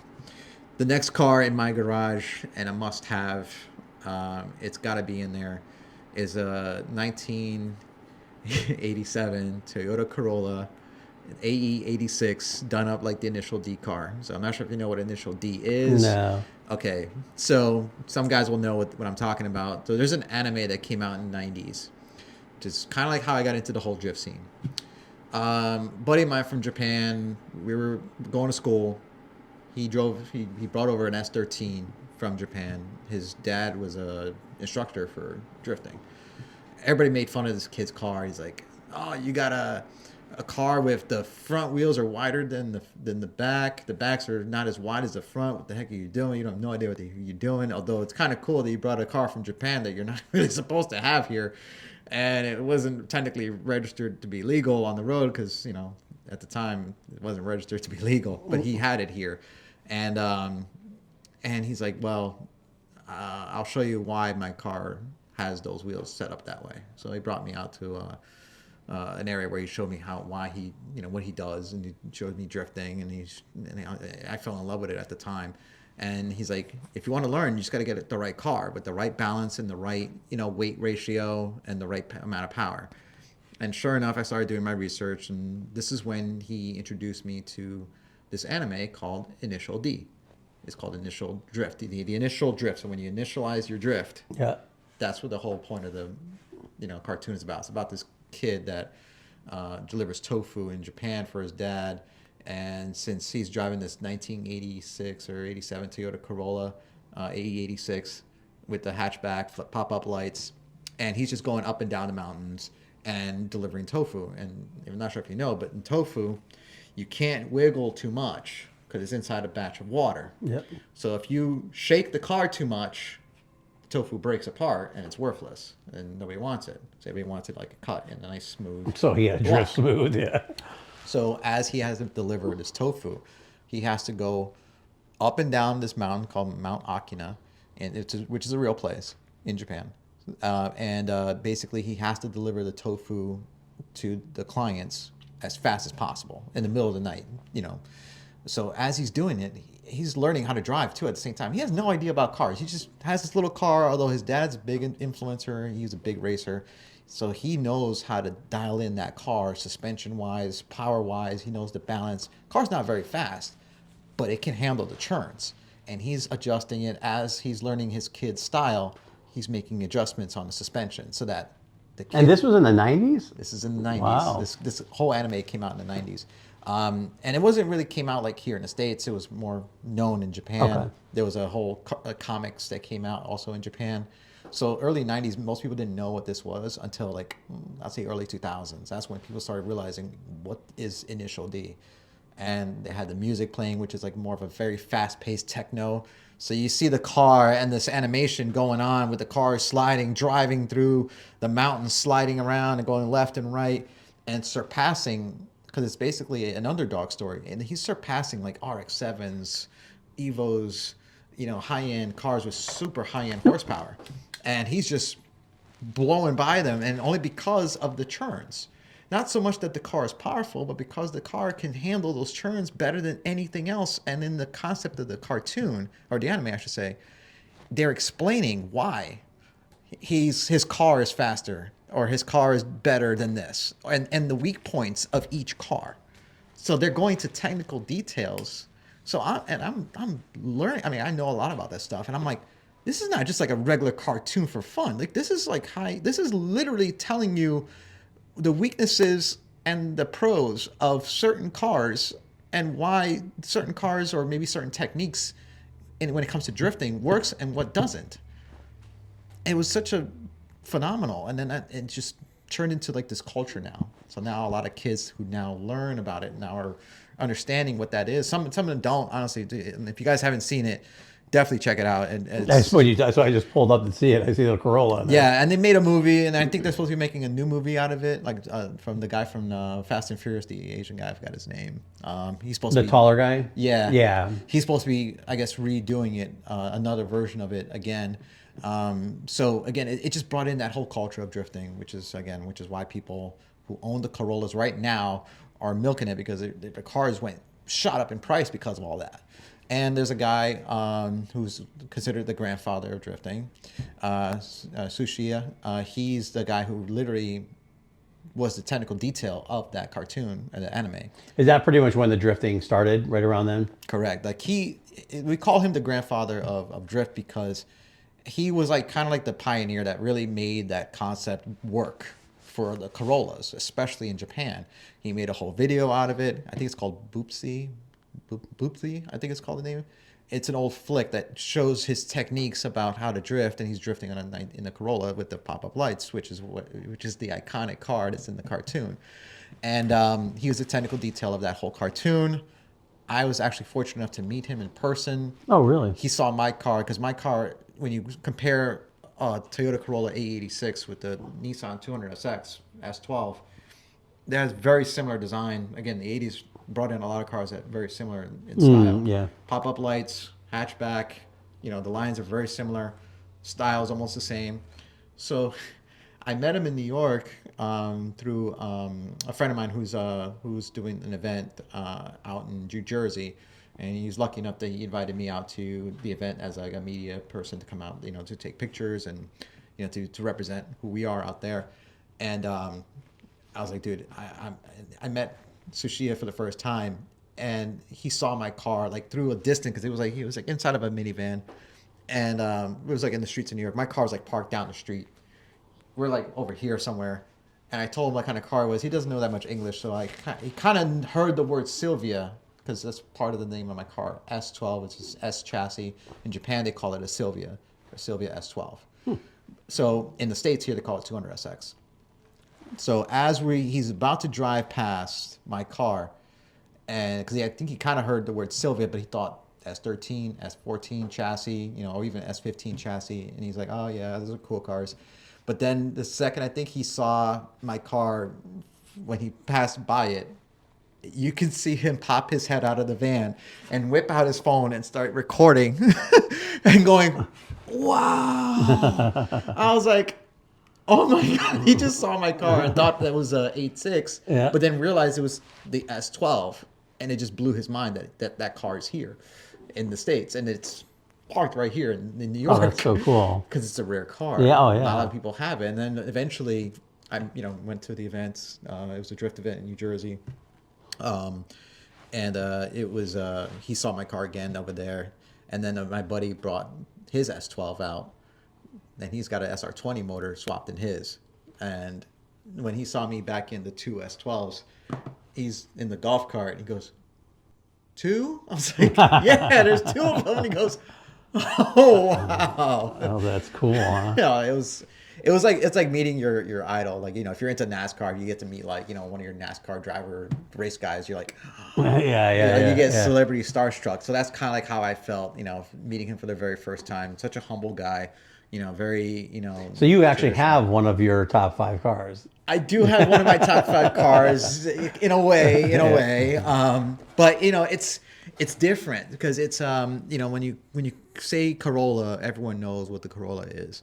When you show my car, and if you pull up a picture between my car and a 86, you put an 86 and an S12 together, it looks very similar. Now, of course, the aftermarket world has been better with the Corollas because of the Initial D movie, because of Japan and how they do the drift scenes with the Corollas. So the S12 got the other end of that. They were more into the rally. So even though you can technically drift it, but they were more popular in the rally scene in Australia. So Australians took the S12, which they call it a Gazelle, and the Gazelle was big in rally teams in Australia. So they did a lot of like suspension work. Paul Newman actually here in Connecticut, his race team, because he was a big Nissan guy. That's the S12, yeah. So he actually drove and had an S12, and take a wild guess which celebrity drove that car? Tom Cruise. Really? Tom Cruise, which was one of his crewmates. Like he drove it like his daily? No, just at the event. Oh, at the race events. Nice. Yeah, so So Nissan, when they I forgot that Tom Cruise used to race and stuff. Huh, that's yeah, right. It was a man, big Tom thing. Cruise is big into racing. He still There's a is? lot of- yeah, even a lot of celebrities now are getting into that. What's his name? He's big. He's in the rap scene too. He has the whole like voice of the music voice, the chat box music voice that he does. T-Pain. Okay. T-Pain's now also into the drift scene as well. Oh, that's met right. I him. saw that. I actually saw that. Yeah, that's right. I met him as well. Because I was confused because he was like, I saw him on the other side. Like, had nothing to do with the music or celebrity. He was just a drift guy. Yeah. And I go, two people with that same name. That's kind of weird. Yeah, no. So it's like anything else. If you like it, if you enjoy it, you try it out for the first time, you go, oh my gosh, I'm hooked. It's kind of what happened to me. I got hooked into it. I did a little bit of it, obviously not in that white car that I got, but I had a red one originally, which I did do up to do racing and drifting, but that time is long gone. It gets expensive. Tires are expensive. Suspension. Not only that, parts. You can't find parts for my car. It's Yeah, you don't hard want and to break hard. the rare ones. You want to drift with the easy to get stuff for. Exactly, which is why these guys with the S13s and the price are so expensive. You hit a wall with those cars. You knock out your fender, your bumpers. Then you got guys on forums and pages going, "Hey, does anybody got a fender? I need a clean chassis." And they're just destroying the chassis left and right. But if there's more businesses creating more parts for these cars, well, then they can Yeah, keep it's going going as to hold much the as they market. want. It won't be original, but at least you can get the parts. And that's the part with my car. It's like, because they didn't build that many, the V6 model, which is what I have in my car, it's a V6 3.0 liter, same engine as a Maxima that you mentioned with the boxy style. It's just inverted in the other way. It's the same motor as a 300Z, Z31, non-turbo, like naturally aspirated. Only difference is the plenum is a little shorter. So with that and the lightness of the car, when they created the V6 model for 1.5 years before they finally switched over to the S13, that V6 was their answer for the rally to win, because they only had a 2.0 liter, either whether it was the FJ20, which is a turbocharged motor, which produced decent power, or they had the CA 2.0 turbo, which wasn't that powerful. And they said, you know what, to compete with Toyota and Subaru, we need something with a little bit more kick. So let's take the motor that we got from that Maxima, let's dump it on this 200SX. It's the lightest thing we got, and let's see what we can do in the rally. Sure enough, they won a bunch of awards with the V6. It's funny how they always had that, the Maximas and the different ones. They had the better motors and the smaller ones. Now all the new cars have the same sticking motor. It's crazy. Yeah, and you heard, well, the whole merger thing with Nissan and Hondas, and Nissan just kind of breaking away. I mean, I get why they did that. They didn't want to be controlled. I just hope they can survive, because that CVT transmission, man, it needs to go. I hate to say it. That CVT transmission needs to go, Nissan. So get that out of your whole system and go back to manual transmission cars or automatic. I could not be more disappointed with Nissan. I have had Nissans and when they're Datsuns, I mean, Yeah. 70s. And the last 6 Nissans we've had, the newest one my wife loves and I hate it. I actually, when we went to buy it, we're at the Nissan dealer. They have these vintage pictures on the wall of all these old Datsuns and all these old cool cars and original Nissans and stuff like that. I'm like, that's really cool. There's no heritage, no culture, no nothing in a dealership. It's cold. They're pushing on it. And the guy's like, well, he goes, you're here. Oh, you're buying another one, huh? Like, well, yeah, but he goes, you really like this? I go, no, it's a piece of shit. He goes, what do you mean? I go, the only reason we're here is because my wife wants a white leather interior with a white pearl exterior, and you happen to have this one here. Yeah. And he goes, well, what do you think about the 3-cylinder? I go, it's a piece of shit. Yeah, no. He goes, but it's a turbo. I go, it's a turbo piece of shit. More things to break. Thanks. Yeah, everything about it. So, but my wife likes this one, and every single one we had for her to drive is always just a disappointment. Wind noise, road noise. Oh yeah. Just the lines don't line up with the body sometimes on the yeah, panels. and then you buy a new car and they don't even clean it anymore. It's like so crazy. I wish they would just go back to giving a shit. Yeah, no, they don't anymore. And that's the reason why, like I said, I will never buy a new car ever. I don't care Every what it time is that's you out leave- there. Even if you give it to me for free, I'm gonna turn around and get rid of it because I can't. Every stand time new you leave a cars. dealership, you just feel like you got raped. Every time. It's a horrible feeling. You're just paying like $50,000 or whatever for like something that's worth $6,000. Yeah, and don't get me wrong, I get like some new cars are like they're trying to bring back certain styles, certain features that was cool back then, and they're trying to do it again. Like for example, the Toyota GR, I think it's the 86, the GR86. That was a throwback to the original Corolla. With the light chassis, not super, powerful, but it's a light chassis vehicle. They also call it the Subaru BRZ. So they kind of made that car in a way where it was focused on balance, which is what it's all about. It's about balance because of the heritage of what that car represents. The car represents the balance and the nimbleness of the original Toyota Corolla that we were just talking about with the initial D. Yeah, so this is the one that they have the Lexus version that's badass. Yes. Oh, yeah. No, the Lexus one is a monster. That's literally like a luxury Supra. I think the guy down the street, they have the barbecue pit boys on YouTube there. I think that's what he has. To me, that's like luxury Supra, basically. Or you know what it is? It kind of reminds me of the Lexus. Oh, no, this SC can't because these are 400. cheap. Yeah, they're not expensive. And that was the other thing, too. When they made that car, they made it, again, cheap enough that people can afford it. So they're usually about $20,000, $23,000. Yeah, that's not the one. What's the Lexus one that's really badass? The LF, I think it's a 500. And they also made one called the LFA, which never really got into production. But that was a monster car that they made, which unfortunately never got fully into production. Oh, these are the LCs. Yes, which is actually a throwback to the SC 400s, which was basically a dumbed down version Supra, luxury style Supra. Yeah, it's funny because I was excited when they brought back the Supra because I thought it was really cool because I love those cars, but I still just don't have any emotional connection to anyone but older cars. Same. I don't feel it. I mean, it's growing on me. The style's growing on me. I like the style, like the aggressiveness I see. I see that they're adding more and more Toyota's engineering back into it, even though they're using BMW's engineering, the motors and everything else. But a lot of companies done that many years. They've used other manufacturers to make a chassis work for them. So Toyota just doesn't at this point in time does not have a motor that actually can fit well with that Supra, that matches up well with the Supra. So they had to turn to BMW and say, hey, because of the size of this chassis, the lightness, the balance, we need something that you guys have because of your raw performance can fit in this.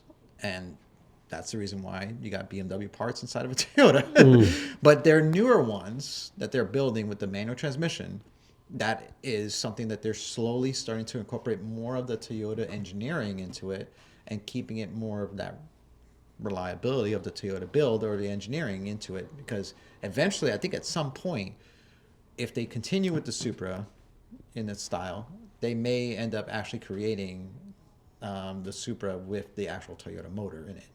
But who knows? It's kind of hard to say. Yeah, see, my big problem is when you get in one of those new vehicles, it's just you're sitting in a new vehicle. Yeah. Like the older versions, you are part of the car. You feel it. You the road. feel more. Yeah. Yeah. Like when Jay Leno had said something about how they're dumbing, they're making the car so smart, they're dumbing down the drivers. Yes. And then they're also getting away the experience of driving a car. Like I like, you get in an old British sports car and you feel it, and you're like going around the corner, and I enjoy that. Honestly, I think you guys are onto a thing because after the 90s, There is nothing. yeah, like it's that. just real. I mean, when Vanilla Ice said that, it was so true. Yeah. Nothing good came There's after 2000. nothing that Right. defines a generation outside of the 90s. And the early 2000s, you can still get a little bit of it.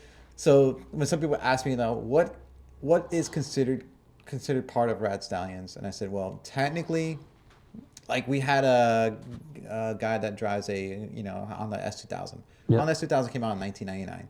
It's still considered part of our Rad. The era. original one had such a big hype over it. Oh, absolutely. Yeah. And it's such a and it was And a the car, NSXs, all that stuff. Yeah. If you look at the car on the inside, it was basically a throwback to the old school style. And we love that because it didn't change. It was a basic Honda, but it had the Roadster feel and it had very simplicity stuff inside. And that's all it was.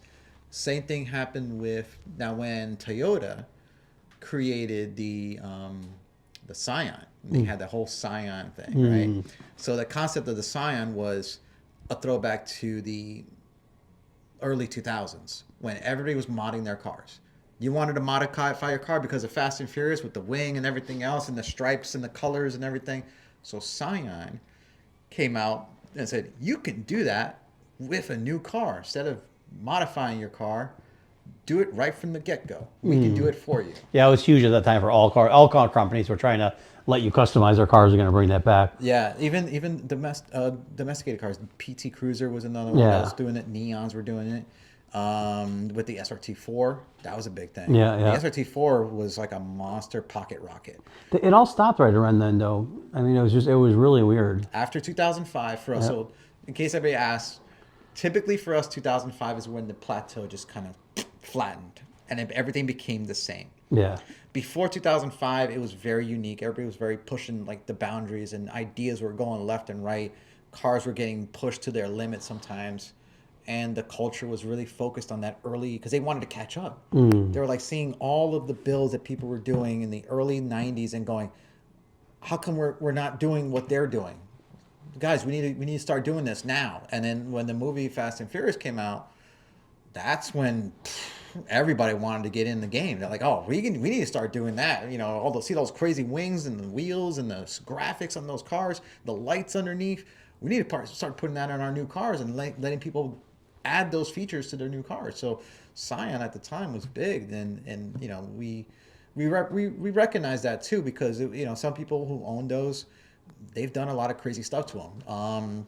And Toyota Celica was a crazy design too. The MR2, the last generation of the MR2 was also crazy, unique design. Not everybody likes it, but it was unique and different. They were thinking outside the box.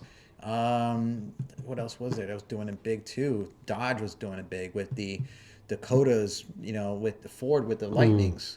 And they had a lot of the options. Extreme, Yeah. Chevy Extreme trucks. Yeah. That was a big thing. Yeah, everybody. It was huge. We were doing all the dealer work, and even the kickbacks that they allowed you to customize cars, because they'd give you residuals where they would say you could do this.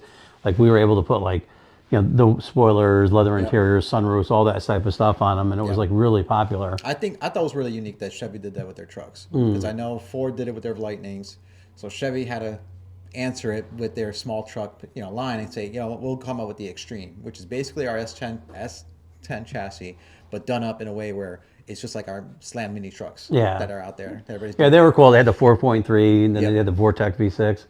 Yeah, those were pretty neat. I mean, Chevy did that. I mean, the 69 Camaro was I think to this day, the most customizable vehicle, most amount of options you could do to a vehicle, which is crazy. Yeah, no, I know. And again, this is the reason why we want to bring those guys together, because it's like sometimes they're in and out of places. Sometimes they'll go to like certain car shows and they feel like they're like the outsider because everybody else has got like the classic style cars, and to them they're like, oh well, your car came out in a generation that everybody hated. We hated your car. Oh wait, so now you got your top 5, your Lamborghini. Oh yeah. That's SR12. Yep. What was the other one? Well, no. So I got the Lambo. Yeah. I got the DeLorean. The DeLorean. Yeah. I got the Corolla. Yeah. In there. So I got 2 more. So the last 2 that I got that I have to put in my garage. Oh man, this is a tough one. So my last 2. So I do have to throw this into my 70s. My which I used to own, a 1971 Chevelle, although this would be an SS 456. All matching numbers and all in red with black stripes. That would be my other car that's in the shop, that's in my garage, that I must own. The last one is Eleanor from Gone 67. Yeah, it's a nice car. Really nice. That car. is hands down. I got to have that car. Did you ever see the Eleanor scam thing that happened? That was on the news. I know. That was so incredible. And then they used Chip Foose to say that he endorsed it, which he didn't. And then they took like a massive amount of money from people on orders, and then they never even existed. It was all like, it wasn't Photoshop, they didn't have that really, but like everything was just a facade. Yeah. They went to Mexico and got all these like Mustangs that were like scratched off numbers and stuff like that, and then that was awesome. That's like crazy. I feel bad for all those people that lost that money on it. I think it was like $450,000 deposit or something insane. It was crazy. I just love the way I know it's not like real metal. It was all fiberglass, and the front end of the Mustang was all fiberglass. But, it just looked really clean. It just looked really nice. The way they did the styling, the color was beautiful. The rims, the stance on it was just perfect. And it was just kind of like a throwback to the original Gone 66. I'm sure if you saw that one. Yeah. So the original got in 66, which wasn't the same year Mustang. It was a 1971 Mustang Fastback, which is different. It was yellow. It wasn't. Yeah. That wasn't that color. But if you watch that movie, that's also a really good movie, by the way. Yeah. That was iconic. They only car used movie. one car. That's insane. One car for all those crashes, which was, by the way, the most crashes in any car movie was that movie. They only used one car in that one? One car. Wow. All those scenes you saw, one car. Wow. I That didn't know car still exists. It's in a museum somewhere in its condition, all banged up and everything. I mean, they fixed it. Don't get me wrong. There were scenes where they, if they lost a tire or something, they had to put the tire back on. But, as far as like the damage done on the car, there was one scene that they had to redo. So one scene where the car did get smashed. And then you see another scene where the car is like, oh, it's not smashed. That happened a lot. That's because they filmed that scene first before the car got smashed. Yeah. I used to love the Dukes of Hazzard. They launched the car, you come down, the thing would fold in half, and then it would be a perfect car driving away. That was going to be one of my other cars that I do love. I do love the General Lee. But I like when they take the reason I like the Challengers and Chargers and all those big Mopars. When you get them dialed in with a good chassis and a good motor and they handle like a normal car, it's amazing because you are taking a giant mammoth of a car that weighs a lot of pounds and making it drive. Because when you drive those things, they're really not enjoyable. They're all over the road and they're kind of, yeah. Oh, I drove my Chevelle. It was all over the road. Yeah. Yeah, I remember you steering like this. The only thing I hated about my car was that it guzzled so much gas. I went from like Southington to Hamden driving my Chevelle and literally going half a tank gone. like I went down to Hamden, back to Southington, half a tank gone. That's crazy. But so crazy. So that's it, man. So that's you got your all 5.3. Yeah, it's funny because after you asked me and I said it, then I go C10s. Like they all pop in my. Like I am so stinking bad with vehicles. I know, and honestly, there's probably more in my inventory list that I would list off. Like I would list off an RX-7. I would list off a Supra, but it's one of those things. It's like for me, it's not so much the power. It's not so much like how fast it goes. It's the importance of it and what it defined a generation or defined a culture. Well, the hard part too is like right now with there's only so fast you really could go on the road. Yeah. So if you're building a race car and you're trying to get ultimate speeds and beating people and doing that, then obviously you have to have the highest horsepower, crazy stuff. Yeah. But like with the new twin turbos and the technology they're doing and the tuning and the drivability, you're talking 1,000, 1,500, 2,000 horsepower vehicles. At what point are you good on the street where you could enjoy your car and have a nice car that's radical? I've been in plenty of vehicles that, honestly, some of the ones that are so high horsepower, you're scared to drive them. Oh, yeah. And you're like, you don't want to go anywhere with them. And you're just like, it's crazy. What's going to, your throttle lacks on a 1,500 horsepower car. It's some scary stuff. So you have to really know how to drive and stuff. So I always factor that in with what you're building on the street and stuff like that. And so now that you know how, like my types of cars, as you can see why we are who we are. It's like I said, it's not so much of like raw horsepower, it's more about the importance of the culture, because to me it all represents a pop culture in a way, somehow in some way, and it connects people to a generation and say, okay, yeah, the Burt Reynolds Bandit car, that was late 70s, early 80s when people were watching it as a rerun, people loving that car. Same thing with the DeLorean, straight up from Back to the Future. You can't, that's super iconic. Even though it's like the most unreliable car ever, but it's the importance of it. If without the DeLorean ever existing, imagine, I think from what I heard, the DeLorean was, not the DeLorean, but the Back to the Future time machine, I think was supposed to be, I forgot what they said in the commentary. It was supposed to be some other car, like a Mustang or something like that. It was supposed to be some sports car. And they said, no, this has to be way off the charts, like completely different than anything on the road. Nothing that's... Well, I think the reason the DeLorean worked is because it was innovative at its time. Yeah. Having this was a stainless body, right? Not Stainless steel aluminum. body. Yeah, and all that stuff was. Gull-wing doors. Yeah. That was different. Everybody else swung doors this way. This one swung this way. And then you look at it now, and it looks like a primitive advancement at technology, but then it's mass. I mean, it was a perfect car for that movie. Oh, exactly. Yeah. Yeah, and I would actually even throw the Batmobile in from the Oh, Michael that's Keaton movie. actually so. One thing that I regret in my entire life is I told my son we were going to build the Tumbler, the Batmobile with the Corvette. You know, it was basically a Corvette with big tires, all that shit. I mean, it was nothing. The guy who built it was phenomenal, but we were going to build that. To me, that's just the coolest thing. Oh, yeah, it's cool. Yeah, and so that would probably be one of my, top vehicles actually. Absolutely. Just to roll up anywhere. And again, you don't have to go crazy fast, but just the fact that you can roll up anywhere, throw the flames in the back, slide the door out and pop out. Oh my God, it's so You know what's funny? We did a photo shoot one time, and it got totally. I mean, actually, I'm gonna put the pictures back up. We actually have underwear framed from it was awesome. We had the editor Steve of the magazine was just a cool dude. We actually brought cars to my house because we had an old barn there. But we ended up one of my friends has he built a replica Batmobile. Oh wow. And it's like a 50s one or whatever. Oh, that's cool too. Yeah, real cool car. Yeah.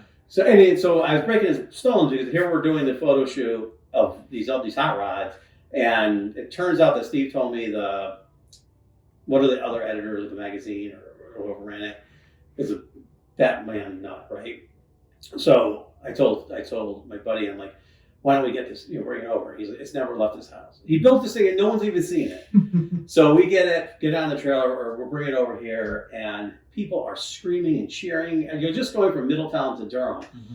And then we get the thing off and do this. The photo shoot ended up taking over. It started as a joke. Mm-hmm. So Steve's like, listen, we're going to take some pictures. And then, we had a few beers. And I'm like, well, he actually has the costume too. He goes, you got to get the costume. And I go, I actually have Batman underwear. And he's like, get the underwear. So we go and get everything, right? And so we start making it, and it's a joke. So Josh, who used to work for us, he brought his daughter over to see the Batmobile and stuff. He was just fun. So he dressed up as Robin, but then puts the underwear on. Funny. So he has the underwear. And so Steve's like, there's no way this is going to be in the magazine. Don't get your hopes, don't even think about it. This is just for fun. We're going to break the guy's ball, his buddy's balls, whatever. Took all these pictures, and then the magazine comes out and it's a centerfold.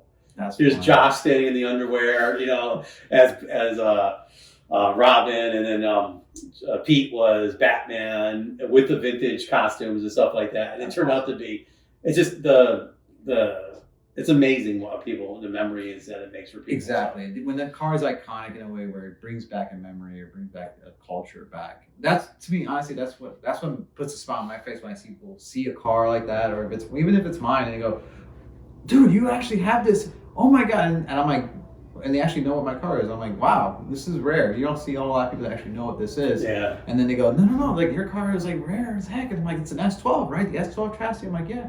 And then when you get the non-car people enjoy something that they've never seen before, or maybe it connects to them to a past, they go, my dad used to have this, and I'm like, I'm surprised you even have this here. Holy cow.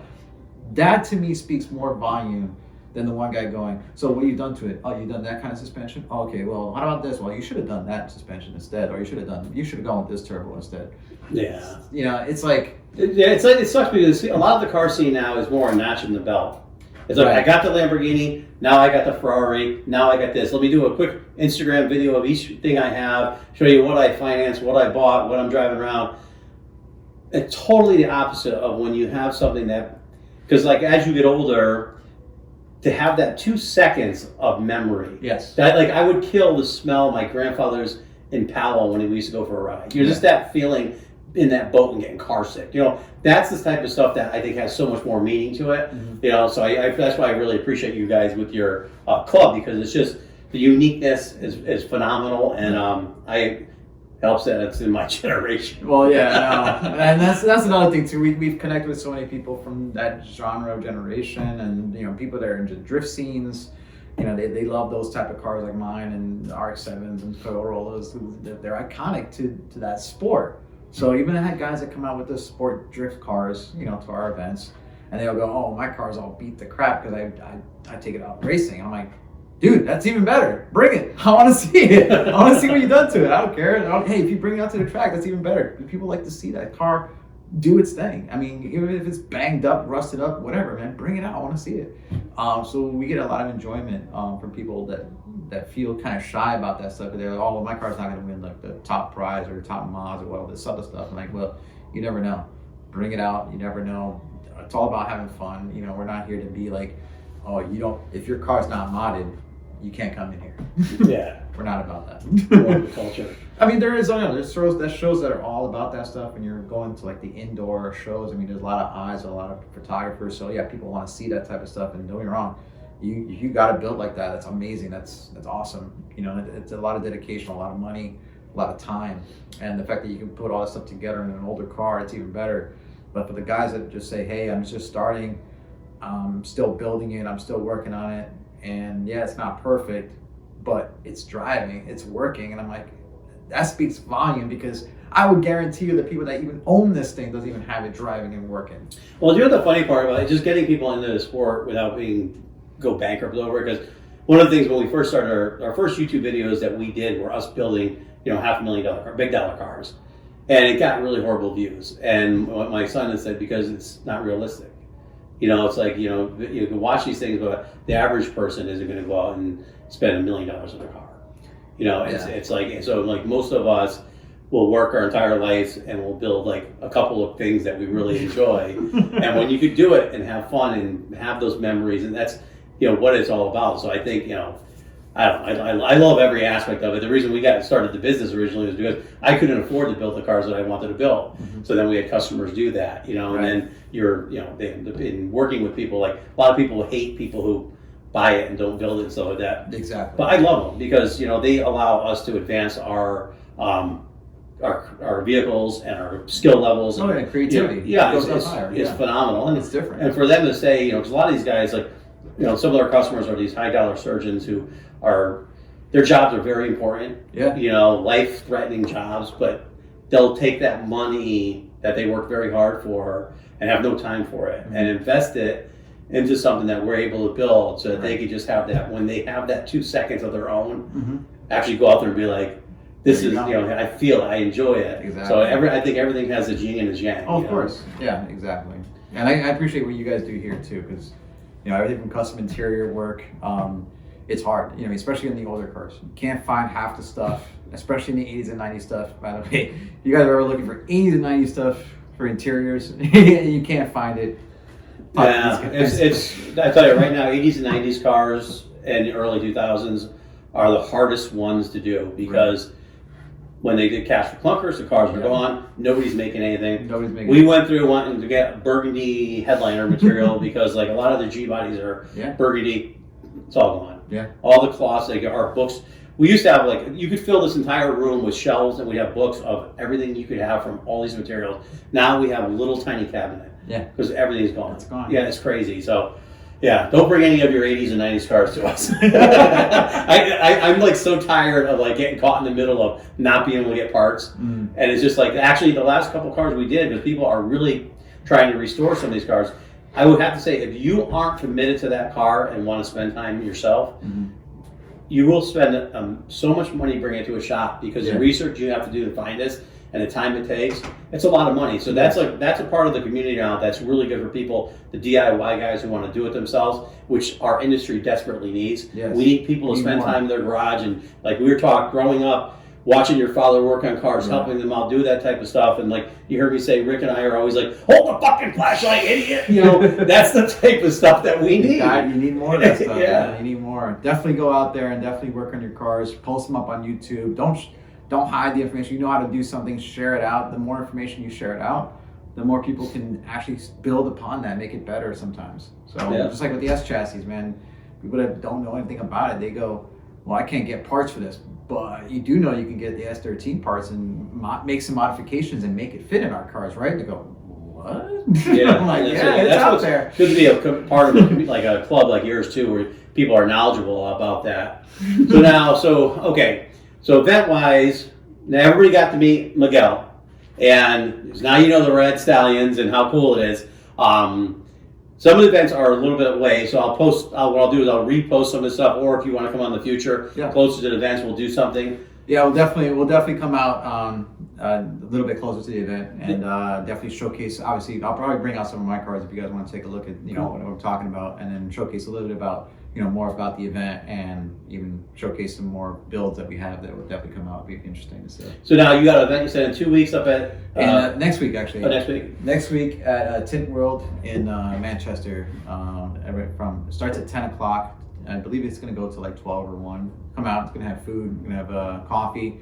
It's really more of a tech session, just more to kind of show you guys what they're all about and the products that they sell, from tints to interior electronics and speakers, headliners, things like that, that they can do to modify your car. Then we're going to be working on my car, which is my daily. So you'll see that transformation going from basic 1999 Nissan Maxima to something that's going to be eventually, not saying it's going to be high-end, show car case, but you will see a difference in the progress of the materials that they're going to use. And it's not the cheap, tints that you buy for like $100 or like, your AutoZone or something like that. It's some really good stuff. And of course, obviously, they'll teach you how to actually put that stuff on, what they do, why they do it, how they do it. So maybe you guys can figure out how to do it yourself. If you want to do it yourself, just go out and buy the material and do it yourself, and or learn more about them themselves and the reason why you pay a little bit more. Yeah. Sometimes you see the value. Like a lot of people will see the value and say, you know what, for $300, whatever, it's worth just paying someone to do it. Yeah, and then we'll be there. Obviously, we'll have some of our guys there. If you have any questions about the events, any questions about the group,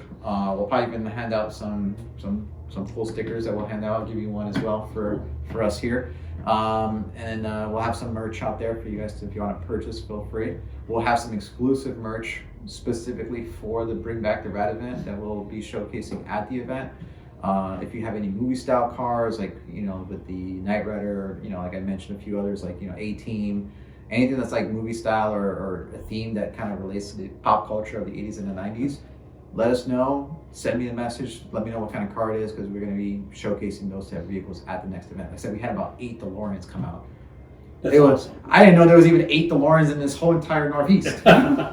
Imagine 8 DeLoreans showing up to an event all at once. It was supposed to be 12, so the only reason there was only 8 is because it was like it rained a little bit in the morning. So I know there's tons of those cars out there, guys. So if you got something unique and interesting, especially if it relates to the culture that we try to bring and represent, love to see it. Love to see the passion. Love to see the fashion too. So if you got some really cool items in your cars, video games, toys, sneakerheads. I know there's a lot of sneakerheads out there that love the old school style sneakers like Reebok pumps, which I still have.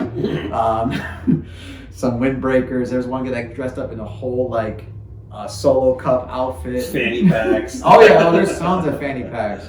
Leotards. Oh yeah, man. Trust me. So it's gonna be the start of summer. People call us like the boys of summer, and because it feels like that. When we come out to these events and we showcase those events, it feels like summer just started.